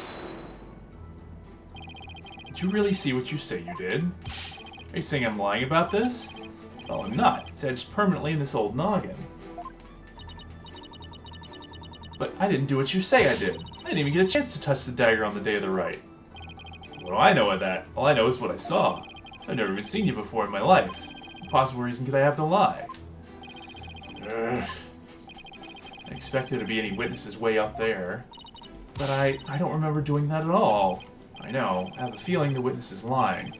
Has to be an inconsistency somewhere in his testimony. Should take another look at the court record. Yeah. Pretty sure it's this one.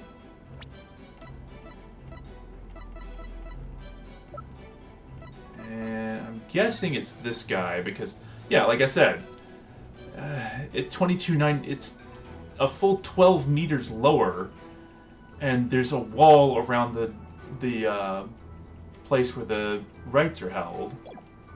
Objection! But apparently that's not it.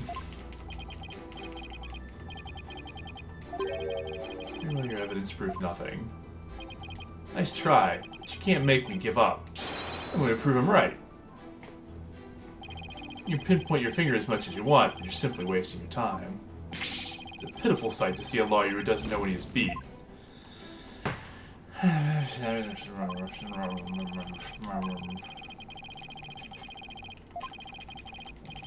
Alright. Finds the accused, my fate, and defendants.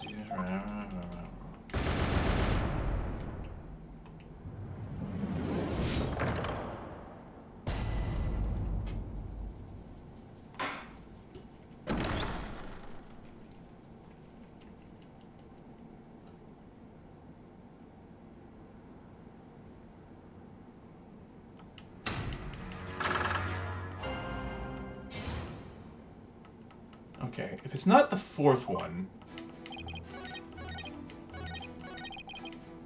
maybe it's this one. When I saw the accused, there's no way you could see it if it was... Objection!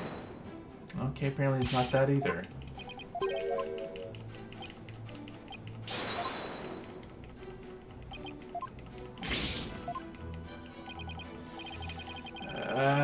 Okay, hold on.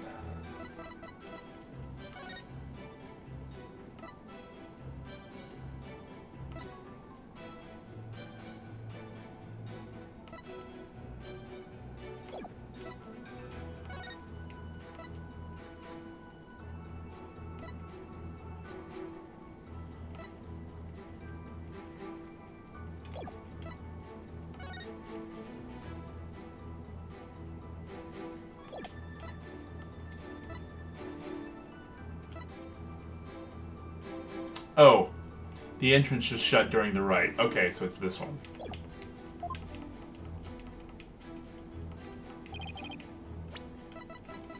Objection! No? But the curtain was shut, so you couldn't have seen in.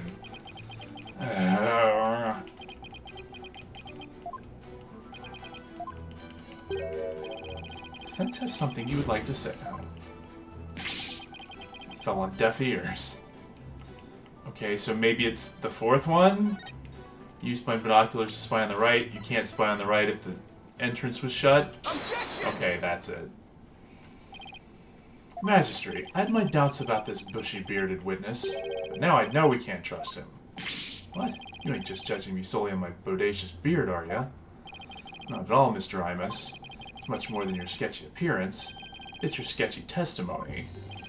His testimony, you say? Yes, recall how the inner sanctum was that day.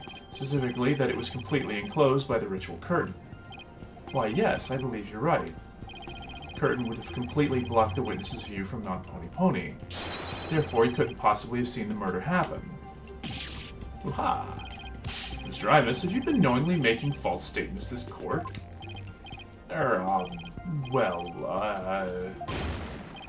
You got me!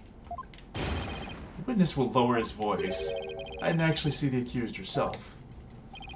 You didn't actually see the accused herself? What's that supposed to mean? Let me set the record straight. I beg you.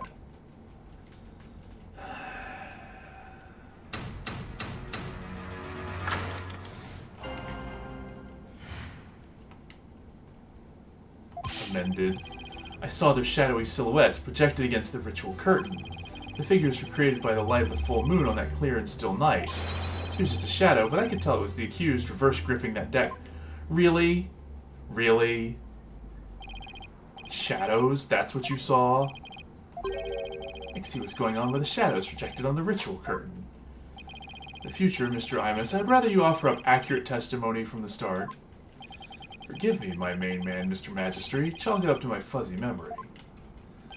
Though he saw but shadows, it is still valuable testimony. Valuable like a piece of garbage. What are we going to do now, Nick? All I can think of is look for inconsistencies between the actual rite and what Mr. Imus says he saw. Defense may cross-examine the witness once more. Whatever, I'm gonna pick this guy apart.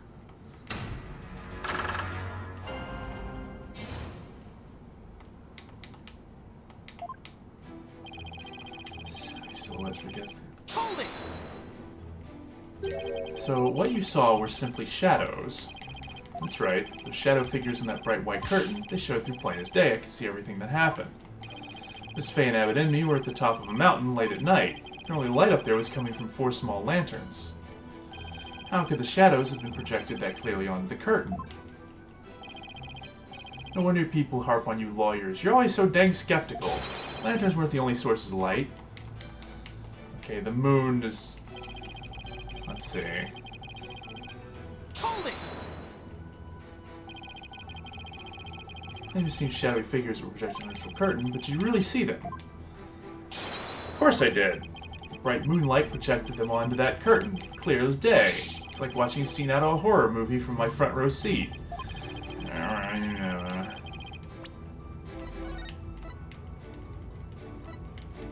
Is there going to be something that's like, it's not during a full moon?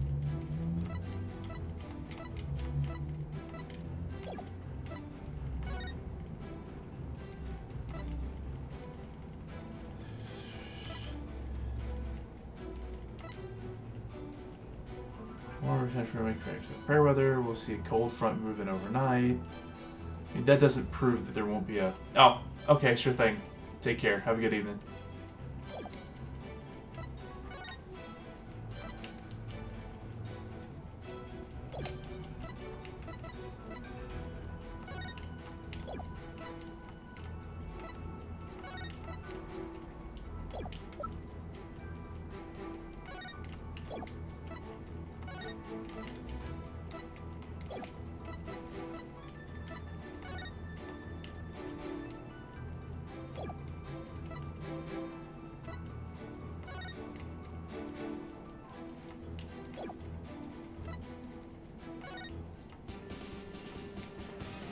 Okay, that's funny that it plays it when you're looking at this evidence.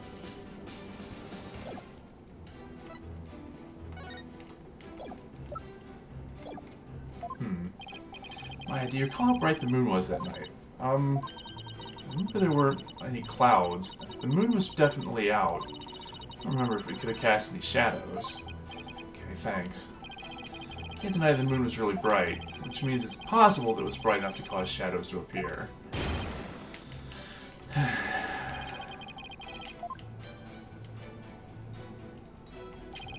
She was just a shadow, but I could tell it was the accused reverse gripping that dagger. Hold it! Hang on. How do you know it was Miss Faye if all you saw were shadows? It's that little bun on top of her head. Didn't need to see her face. That distinctive bob's a dead giveaway. Never underestimate my keen sense of observation. That's one funny haircut. It's not nice to make fun of a girl's hairstyle. Like my hair this way. Besides, you're one to talk, you Sasquatch. You're not into this wild, manly look I'm sporting. Shows what you know, little girl.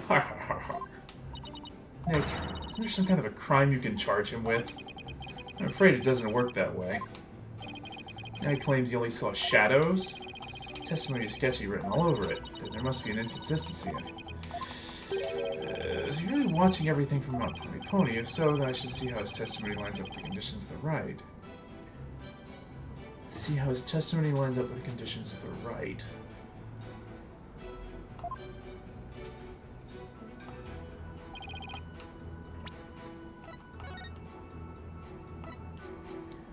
When the moon is directly over this.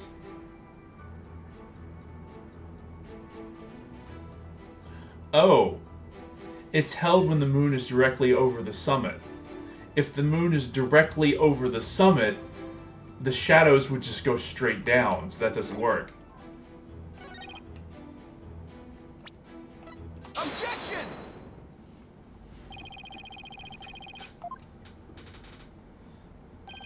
sorry, but that's just not possible.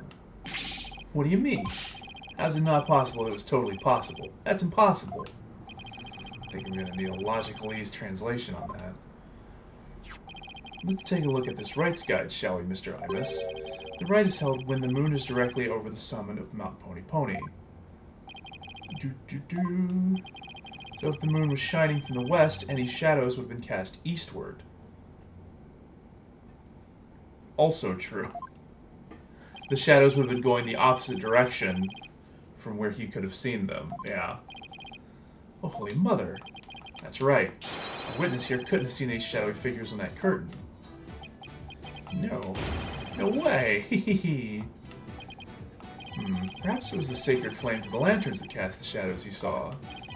I'm afraid not. I inspected them during my investigation, but the flames were too small to cast the crisp, distinct figures Mr. Imus claims to have seen. But I did see those silhouettes, really. How could he, Nick? Maybe he was someplace where they were visible. Wait, don't tell me. Your Majesty, Mr. Imus really did see those shadows. It brings a brand new fact to light. And that would be... a brand new fact that comes to light if Mr. really did see those shadows is... he was somewhere else. He wasn't where he claimed to be at the time of the murder. Oh, then where do you propose the witness was? Someplace where he could have seen the shadow figures, naturally. Wait, you mean... none of the mountains east of the Inner Sanctum were close enough for a good view. That leaves only one place he could have clearly seen the shadows from. Where might that be? Mr. Imus was at the time of the murder. The High Priest's home. He was in the Inner Sanctum. Imus was at the Inner Sanctum, just outside the curtain on the east side. The only place from which he could have seen the shadowy figures. Hoo-ha! Really? Wow, I didn't even think of that. Wasn't the Inner Sanctum off limits to all but the victim and the accused? And the third party who was there, you mean? I get the feeling that's the subject Prosecutor Sedmati would never have touched right now.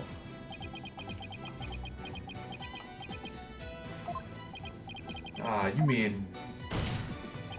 that's right, this witness was at the scene of the crime, which means he is the mysterious third party we saw during the divination seance. He could be the one who dressed as Lady Kira and killed the High Priest. What? Objection. No one but the two participants were allowed anywhere near the Inner Sanctum. The only way up there are the stairs that start down the Plaza of Devotion. So tell me, how do you propose the witness entered that sacred space? Oh, he must have, about that far ahead. The sanctum is sheer cliffs on three sides and a steep towering rock face on the other. No one could have made it there by climbing the faces of those cliffs. His Majesty speaks true. To say Mr. Imus was at such an inaccessible location is a bid to tarnish his credibility. Is that not right? Right, I wasn't at the Inner Sanctum. No sir, no how. At least I'm pretty sure I wasn't. Hold it! Then what about those silhouettes you claim to have seen? I'm starting to think I might have been imagining things. What the... this is insane. I knew we couldn't trust that lawyer. He's trying to frame the witness. Yeah, but if he was imagining things, then you don't have a witness. Therefore, you can't indict the accused based on his testimony because he didn't actually see anything. You can show how you got the Inner Sanctum. It just looks like I'm trying to slander Mr. Imus. I believe in you, Nick. Rah rah, Sister Mba, fight, fight, Phoenix Wright. Look at the accused. Has she no shame? What's your problem, lady? Phoenix Wright is very trustworthy, I'll have you know. She's got some nerve for a criminal, but that lawyer poisoned her mind. Please, Maya, you're only making it worse. I appreciate the vote of confidence, but it's probably best to keep it to yourself for now. I'd advise the defense to think carefully before making any more sudden outbursts. Yes, Your Majesty. Wasn't the bad guy before, I definitely am now. Now, Mr. Imus, I would like you to think back carefully before you testify next about where you were that night.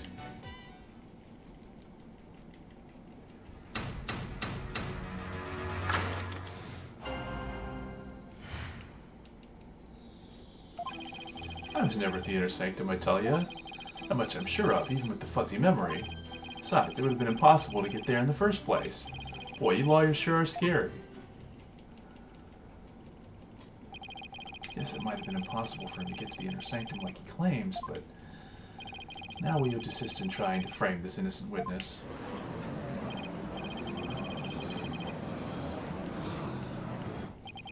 Mr. Wright, is it not time to end these cross-examinations?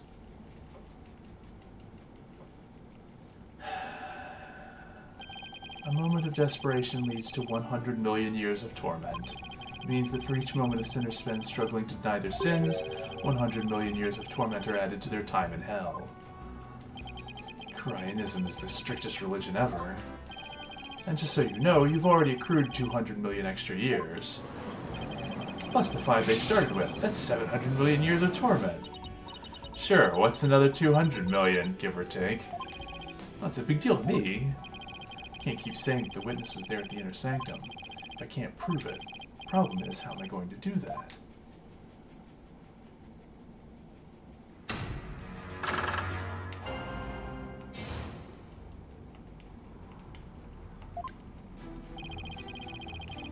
Aha. Are you sure you weren't there? I'm sure it was that you're deeply skeptical. Hey, Mr. Prosecutor, are all lawyers always like this? Most certainly. They always try to pin crimes on innocent witnesses without any proof whatsoever. They are no better than bacteria or viruses. Yikes, you mean he's contagious? He's gonna give me lawyeritis. Okay, this is getting ridiculous. He's eating those lizards again? He was supposed to be there at the scene of the crime, and I wasn't even there.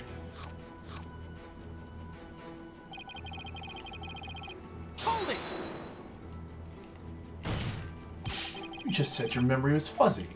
I sure did. What's the big deal? Tell you what, your testimony isn't very credible if your memory of the events is fuzzy. Oh, no worries there. My memory may be fuzzy, but I'm very clear on one thing. Here we go again. If you asked me whether or not I remember what I did that night, I'd say I do. In short, you are confident that your testimony is true. Is that correct, Mr. Imus? Exactly. Guess you don't get to be a judge for nothing. So in closing, I can clearly say that I was totally not there. Oh, boy. Hold it! I wonder if it really was impossible for you to get to the Inner Sanctum. If you have something to say, just say it. Couldn't there have been another way to get there? A way that wouldn't attract attention? No, there isn't. Which means there is. Perhaps the defense would share its theory with us. I don't even have a wild guess, let alone a theory, though.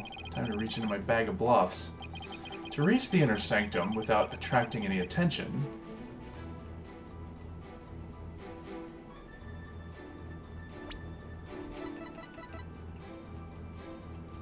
A long banner, you say? Or perhaps a parachute?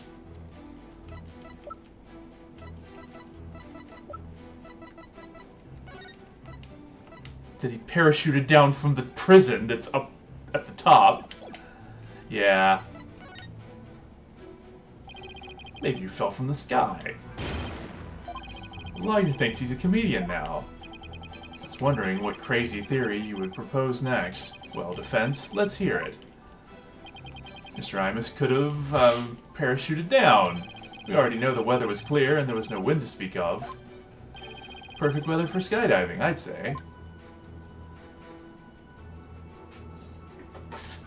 Ah, the classic Phoenix Wright accidentally guessed the truth theory. Yeah, see that giant prison way up there? Your sanctum was a tiny ledge on a sheer cliff over 2,000 meters tall. One misstep and a skydiver would soon find themselves in the Twilight Realm.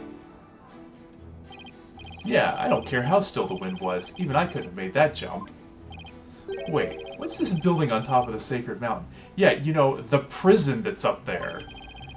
Royal Penitentiary number 4. Oh, right. Princess Rafa mentioned there was a prison up there. How do you get your prisoners up there anyway? By helicopter, but only with authorization from the Minister of Justice. He is the only one who can approve flights that pass over the Inner Sanctum.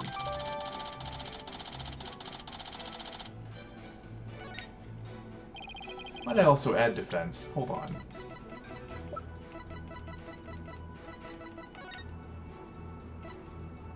Oh, it doesn't say how high up it is. And no parachute or any other equipment necessary for skydiving have been found. Are you sure about that? Seeing I flew down there by flapping my arms? Maybe an incredible dude, but even I'm not capable of that.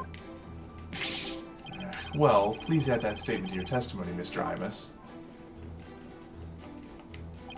It's not like I can fly through the air either. You know what? I'm just gonna go for it. Mr. Imus is right. You couldn't have skydived down there without any gear. Well now, finally come around, have you? Now you see that I couldn't have possibly been there at the Inner Sanctum. Right. If you didn't have any gear, that is. What on earth are you talking about? That overreaction is a dead giveaway that I'm on the right track. Take a look at this piece of evidence. Those are prayer flags, are they not? Yes, but they have been sewn together to create one big banner, a banner that could also function like a parachute. Polkunka. The people of Kurain are so used to seeing prayer flags that the police didn't even think twice about these flags during their investigation. No, this cannot be. The witness landed at the Inner Sanctum by using these prayer flags as a parachute. That right, Mr. Imus. There's no way out. I'm surrounded. Mr. Imus. All this talk's jogged my memory. I guess I was there at the Inner Sanctum after all.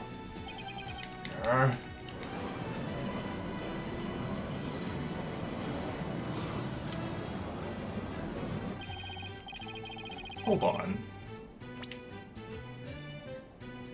There's no way out. I'm surrounded.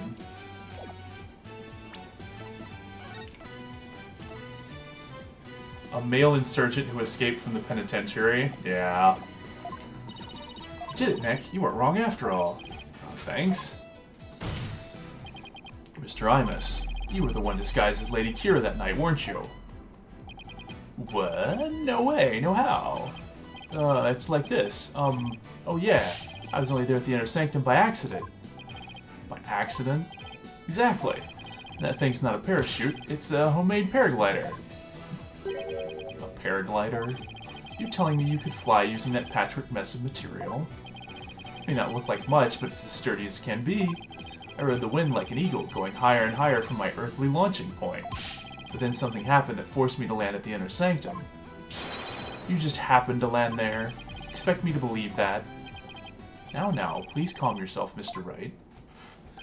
However, the fact that the witness was at the Inner Sanctum is crucial testimony indeed, and it certainly warrants further explication. Therefore, let's continue with more testimony.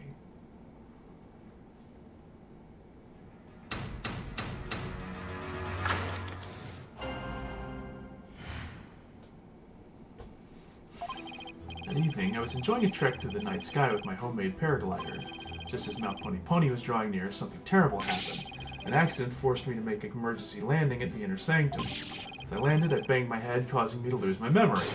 You see, I ended up at the Inner Sanctum purely by accident. Oh boy, this guy. I failed to mention any of this during your pretrial questioning.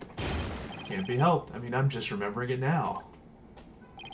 Continue such slipshod testimony, and you'll be cast in the hell of hangnails, where you shall have hangnails grown and ripped out for 800 million years. Ooh-ah! I think I'll pass on that. Looks like that caught Prosecutor Sudmati off guard. This is my chance to rip his case to shreds.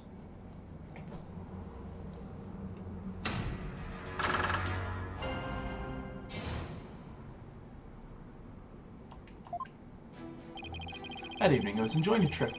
Yeah, right. Hold it! Where'd you start from? Jerry's a nice guy with your homemade. You didn't go to pray. A devout Kurainist like me can pray anywhere, even while flying through the sky. But I wouldn't recommend you try it. You're bound to end up dead. Ha ha ha ha. Paraglider? I didn't see anything like that. That's because of the ritual curtain. Blocked your view. Should have seen me majestically soaring between the mountains. Really? What do you think, Nick? Don't ask me. Really enjoying that flight. First, anyway.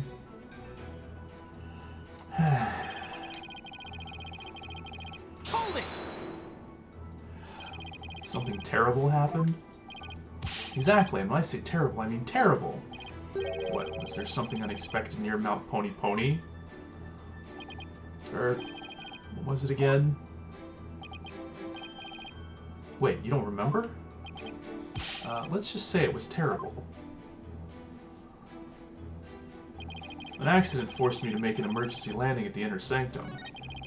As I landed, I banged my head, causing me to lose my memory. So you see, I ended up at the Inner Sanctum purely by accident. His testimony is like a moving target. Okay, Nick, time for some evidence. You know, really grab him by the scruff of his neck. One thing at a time, Maya. First, I have to find an inconsistency.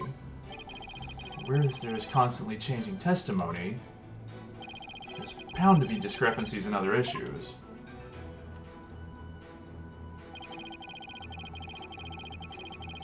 Hold it! You enjoying it? Go pray.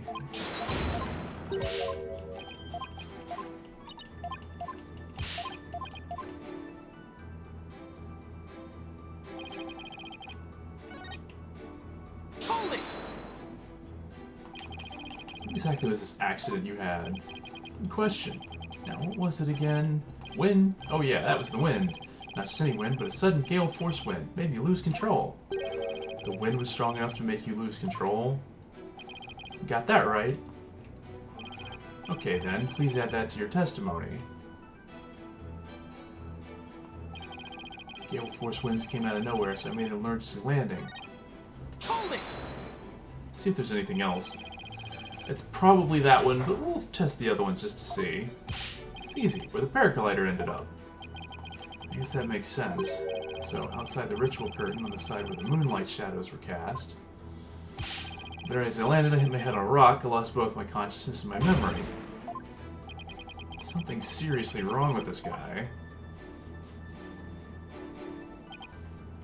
Hold it! You're lucky to be alive after an accident like that. Yeah, I'm just a lucky kind of guy. Times like these that separate the men from the boys. Let's say you were incredibly lucky. Almost miraculously so. If you got something to say, just say it. Alright, Mr. Imus. It wasn't an accident, was it?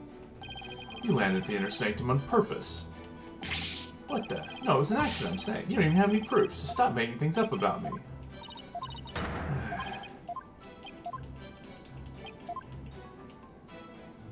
Okay, so it's gotta be the third one. Hold it! The wind's been blowing the whole time around the mountains. Yep, just the right amount of wind for paragliding, so that sudden gale force wind was a real shocker. See, so a decent wind had been blowing until then.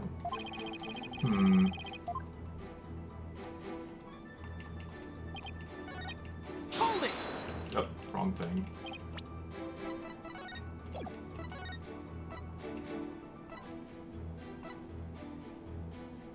Calm, clear skies. See a cold front. It doesn't say anything about wind. I feel like the weather report would have mentioned that. Objection! I have a saying in my country, Mr. Imus. From one lie sprouts another. Huh? What's that supposed to mean? It means someone caught lying will lie again in an attempt to conceal their first lie. In other words, this current testimony is just a blatant lie you're telling to cover your tracks. What'd you just say? You claim gale force winds cause you to lose control, but this newspaper has the weather report for the day of the murder. It says, the area around the Inner Sanctum will enjoy calm, clear skies today. Why, I do believe it does say that. From one lie sprouts another. Makes sense, but it's really a saying back home? I've never heard of it. Yeah, I kind of made that one up. For real? Your Majesty, the witness's testimony contains another flaw, one that's even more fatal to his cause. More fatal, you say? Defense will explain himself at once. Mr. Imus claims he was flying up around the Inner Sanctum with his paraglider. It would have been impossible to get all the way up there without any wind. Why, yes, I believe you're right. We know the witness is at the Inner Sanctum, so... Mr. Imus, how did you get there, and from where?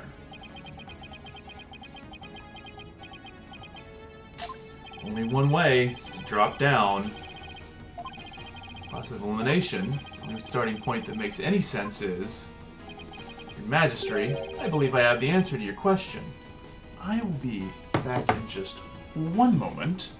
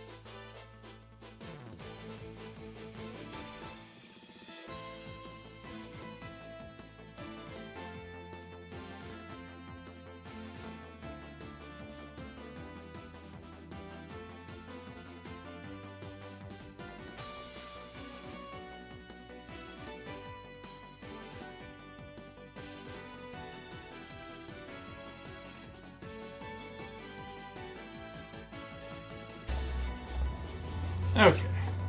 Magistrate, I believe the answer to your question.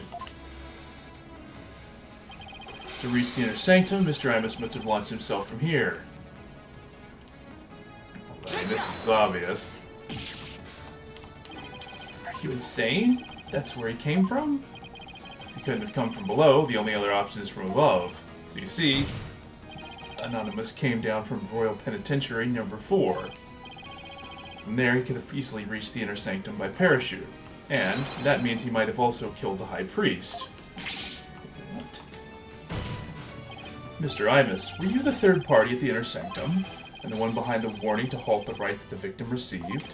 Is it you we saw in his final memory? Are you the rebel hunter, Lady Kira?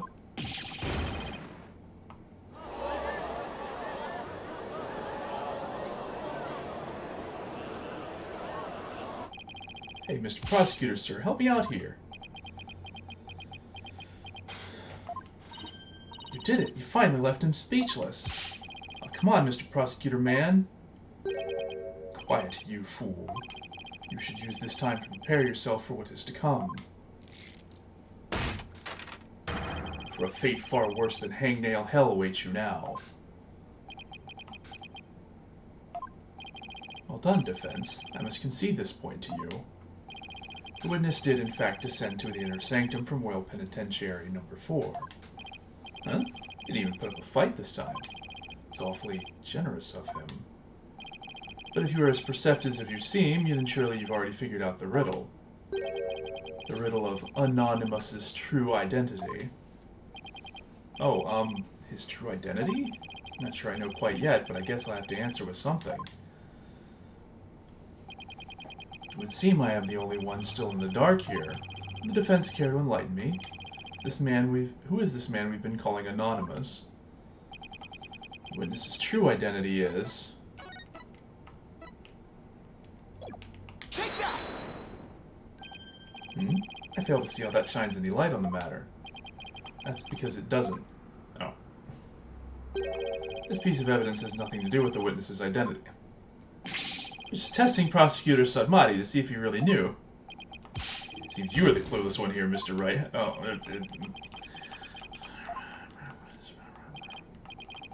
He's at Royal Penitentiary number 4 before he landed. Yeah, he must be the escapee.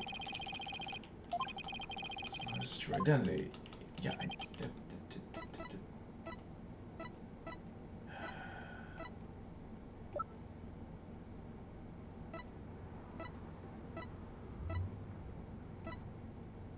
Oh. I guess that one is a little more direct.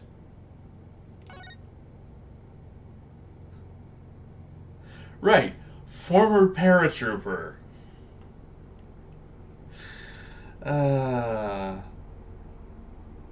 Probably would have made that a lot more obvious. It's really him? And now you realize the truth. Well, please do share with us your belated insight. What's wrong, Nick? Why are you holding back? Because this isn't going to be very helpful to our case. Really? Are you sure?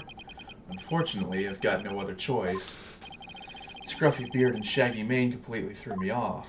But it's all becoming clear now. The nighttime base jump from the mountaintop prison. The precision landing at the inner sanctum using only a homemade parachute.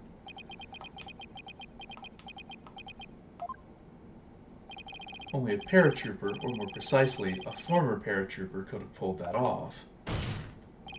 This witness is... That's a rebel. Prison escapee and key member of Dirk's rebel crew. What? Gah!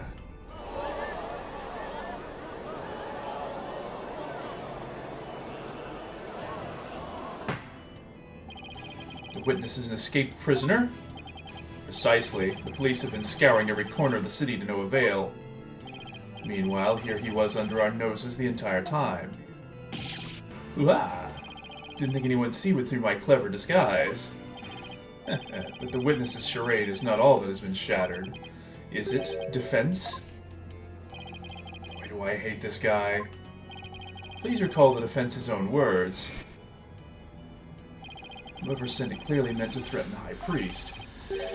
He can't have sent the letter if he was in jail up until yesterday. Yeah.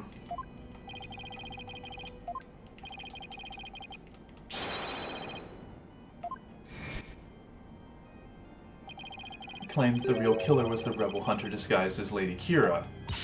Yeah, and what's your point? He can't have been if he was in prison up until yesterday. The witness's true identity. Yeah.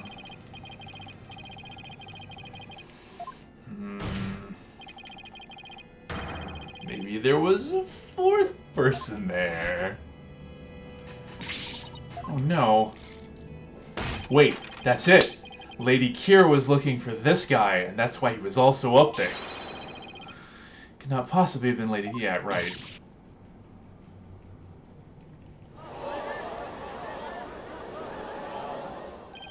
Now, perhaps the witness will enlighten us to the truth. After all, he has yet to refute any of this. Ah! You got me.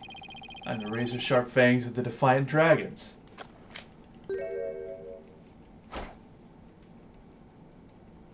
Is that the Defiant Dragon symbol? That's a rebel.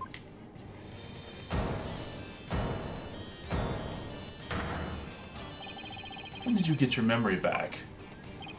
Oh, around the time you guys were talking about there being no wind. But you gotta give me credit for making up all that testimony off the top of my head. Are you prepared to tell us the truth now? Well, it's true I parachuted down to the inner sanctum. But I banged my head on impact and ended up unconscious outside the ritual curtain. In short, all my eyewitness testimony was a big fat lie. Big fat lie? Oh, and by the way, long time no see, UT.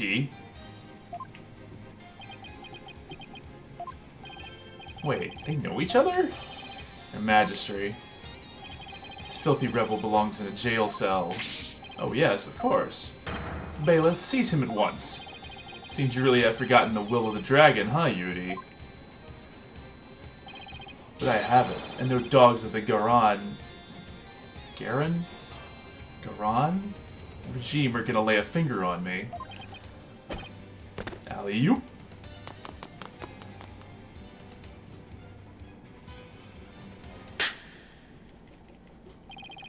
Deploy all available resources. I want all units placed on high alert.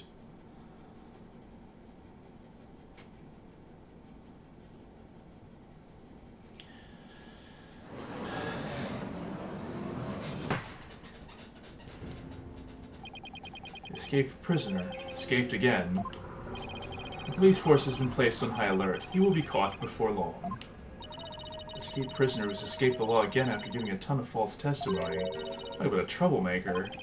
Really pulled a number on all of us. What's the point of all that anyway? Well, I can't help but feel that entire episode was an enormous waste of time. Your Majesty. Perhaps it was not as great of a waste as you might believe. What makes you say that, Prosecutor? Said Madi. That's a rebel dropped something as he made his escape from these halls. That scrap of paper looks awfully familiar. These appear to be direct orders from Dirk. From Dirk, the rebel leader? Oh, but we only have a small corner of it. Wait, I remember now. Your Majesty, I've seen that scrap of paper before. You have? The scrap of paper That's a rebel dropped as a part of this. Giant bloodstain makes it impossible to read it. Take that! This is... I don't know why people are setting off fireworks tonight. Found it at the scene of the crime. Appears to be a copy of the order that Mr. Rebel dropped. Put the two together, we should be able to read what the order says.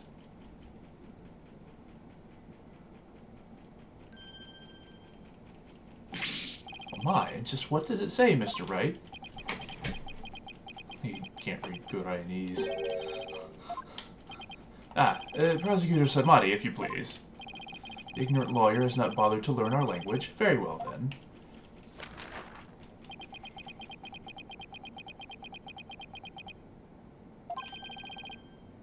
I do not understand.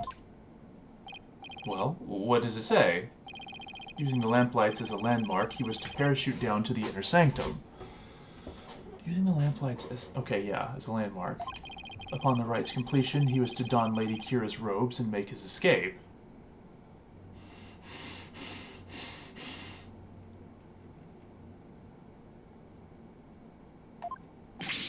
What? That is how he was to escape from prison? So if I were to assume that Mr. Rebel was the one who killed the High Priest, then maybe it was because Abbot Inmee tried to thwart his escape plan. Oh, foul lawyer. I'm afraid that is simply ludicrous. Huh? But I didn't say anything. Did he just read my mind? I know how your putrid mind works. Unfortunately for you, however, now that the Rebel's escape plan has been revealed, it is clear that That's a Rebel is not the High Priest's killer. How can you be so sure?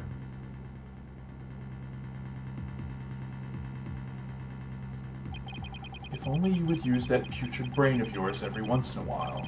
That's a Rebel's plan could not have worked without the help of a certain individual. What do you mean? I'm speaking of Abbot Inmee, of course. If That's a Rebel simply donned Lady Kira's robes and made his escape alone, he would have been far too conspicuous, but were he by the High Priest's side, the faithful citizens praying in the plaza would have had no cause to suspect anything. It is, therefore, unthinkable that That's a Rebel was the High Priest's killer. Yeah, but that also means that the Abbot was, in fact, a rebel conspirator, as we suggested at the beginning, and that Lady Kira, the one who's been running around hunting rebels, was probably actually there to kill him. So then, you're saying the High Priest was a... oh, I cannot bear to say it. I'm afraid it is so. He numbered among the rebels who threaten our kingdom. How could this be? The High Priest? A rebel? There must be some kind of mistake. Let go and move on. Accept the truth, it is the only way. And that goes double for you, Defense. Cease your futile battle now. And why should I? Because I will now put the final nail in the coffin of the accused. Now that we have eliminated That's a Rebel from our list of suspects, there is only one person that still remains, the accused Maya Fey. Hold it! Hold it right there. Aren't you forgetting something important? Something important? Please do explain, Defense. We can't end this trial without looking into...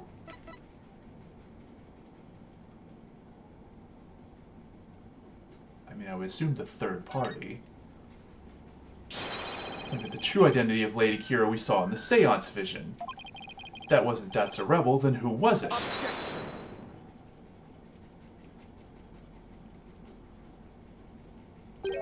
That matter has already been resolved. It has? What's he talking about? It's as I have maintained from the start. There was no third party in the Seance vision. Objection! But there was another Lady Kira there besides Maya Fey. We all saw her. Talk to them!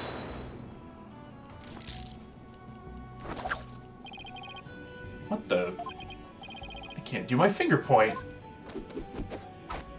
サトライマオマンドもさましで足し抜けたれがせよそろか Yeah. It's time to let it go and move on. Your fate has already been sealed, much like your arm. This hardly seems fair. It's quite simple once you consider where the victim and the accused were at the time. If the victim was near the spring with his back to the accused, what would he see ahead? Besides the water itself, there is nothing but the Warbod statue. Precisely. The Lady Kira we saw in the seance is the Warbod statue draped in her sacred robes. No way! The accused wanted the false Lady Kira to appear in the seance. The accused wanted the false Lady Kira to appear in the seance vision before she came from behind and stabbed the victim with the dagger in her reverse grip. What? That doesn't make any sense. Because, okay, hold on. Wanted to false Lady Kira, but that means he would have known he was going to die. Because if he didn't die, there would be no seance vision, so... We got the order of events wrong here. The accused want to do something like create a false Lady Kira to show it to the victim as he was being slain. What?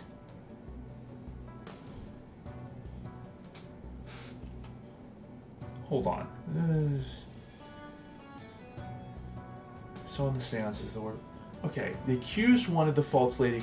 Okay, so she's saying that Maya somehow threw the robes over the statue and got him to turn around and then stabbed him from behind. Okay. What reason would the accused have to fool the victim she was about to kill? It was not the victim she was trying to fool.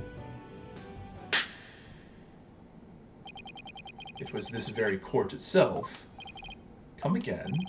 The decision would not fall on the accused if it looked as if another Lady Kira was there. And the defense was foolish enough to fall for it and claim it was a third party in disguise. Are you saying? I am. It was all a cleverly wicked scheme perpetrated by the accused. A scheme in which she sought to use the seance vision to mislead us.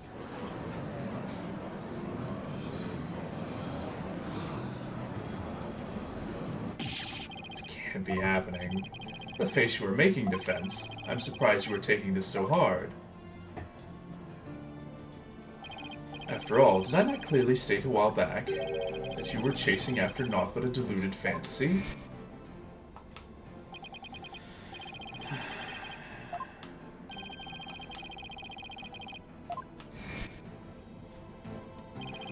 You're telling me he knew this is how it would turn out all the way back then?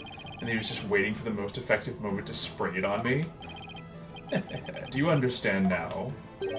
I've had you dancing in the palm of my hand this entire time. It can't be. This is an outrage. You took our royal priestess's sacred divination seance and used it to commit this most foul and despicable murder? No, I did nothing of the sort. Nick, it's not true. I didn't. Objection! Cease this ugly display. Your fate is sealed now that the facts have been exposed. Your Majesty, the time has come to convict this criminal who only seeks to taint this sacred hall. Indeed, it seems this trial is over. Hold it! The defense wished to offer up yet another counter-argument or something. The accused is not the killer. And, here's why.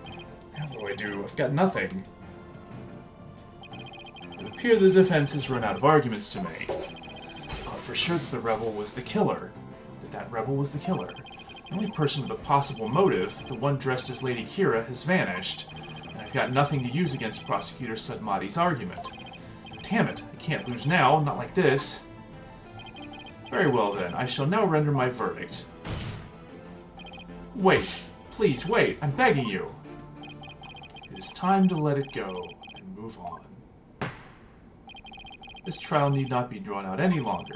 The defense has failed to counter the charge filed by the prosecution. In accordance with the law, I invoke the Defense Culpability Act against the defense. Now then, this court finds the accused, Maya Fey, and the defense, Phoenix Wright,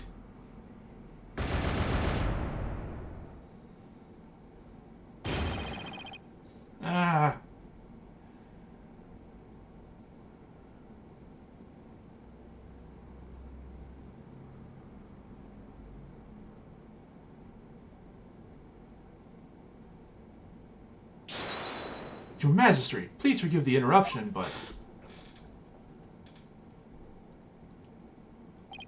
What is the meaning of this? A body has been found in the Plaza of Devotion, Your Majesty. What's this? A body? What happened now? We found this sticking out of the victim. Why, that's Lady Kira's Warbod dagger. Lady Kira, she has returned from the Twilight Realm once more. She's come to defeat the rebels. Peace. Well, it would seem the dagger that was once lost has now been found. I have one more thing to report, Prosecutor Sudmati. Yes? This dagger...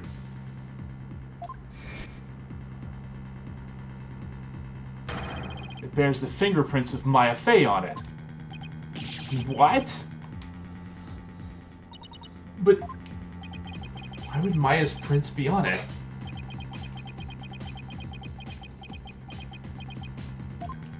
I cannot believe it, yet it must be true. Is something the matter, Prosecutor Sudmati? This trial has run its course, and the accused's guilt has been firmly established. However, it would seem the defense was right about one thing. I was? You claim that the murder at the Inner Sanctum had been carried out by the rebel hunter masquerading as Lady Kira. I did say something to that effect, but what of it? Prosecutor Sudmati, are you suggesting what I think you are? I believe the true identity of the rebel hunter who has been masquerading as Lady Kira is none other than the accursed Ms. Maya Fey, or accused Ms. Maya Fey. What? Me? What?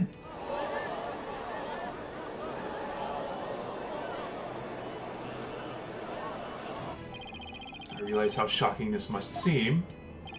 Looking back, however, I now realize there was much that pointed to this fact. The rebel hunting Lady Kira was first sighted about 2 years ago, and the accused first came to our kingdom 2 years ago as well. Why, the timing matches perfectly. But there is more. That warning letter was found in the High Priest's bedroom 3 days before the rite. Despite his house being locked up tight that night. Objection! How does that prove anything? Objection! It's difficult to believe an intruder could have found a way to enter such a secure house. However, the accused was known to come and go freely there, mainly to prepare for the purification rite.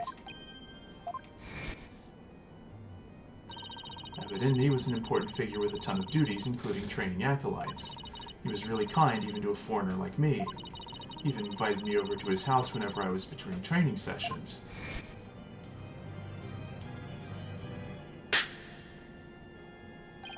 The accused could have easily left the house unlocked for herself without anyone noticing. No.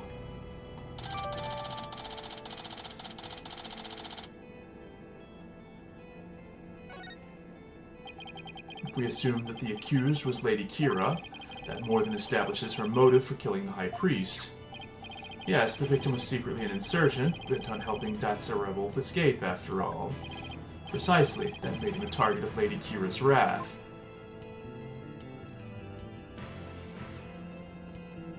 And after killing the High Priest, she then unleashed her divine justice on another rebel.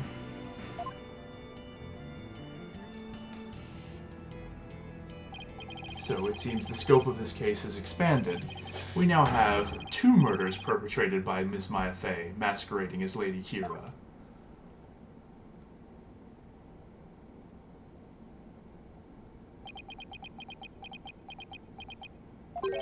Ms. Fey is indeed a serial killer. It would affect the severity of her punishment. In light of this, I believe this second murder must be investigated before we can proceed. As you wish, Your Majesty. Maya Fey, I hereby charge you with this second murder. May your defiant soul feel the weight of your sins. A new murder charge on top of a guilty verdict? Seems the defense will live to see one more day. Talk about hanging on by a thread. Come tomorrow, a far more terrible punishment awaits you. I hereby suspend these proceedings so that the second murder may be investigated. Until the conclusion of this new investigation, this court is adjourned. Okay, Maya. All you have to do is murder another person, and then we'll have to have a third trial the next day, and we just keep going, just keep murdering people until... Oh, boy.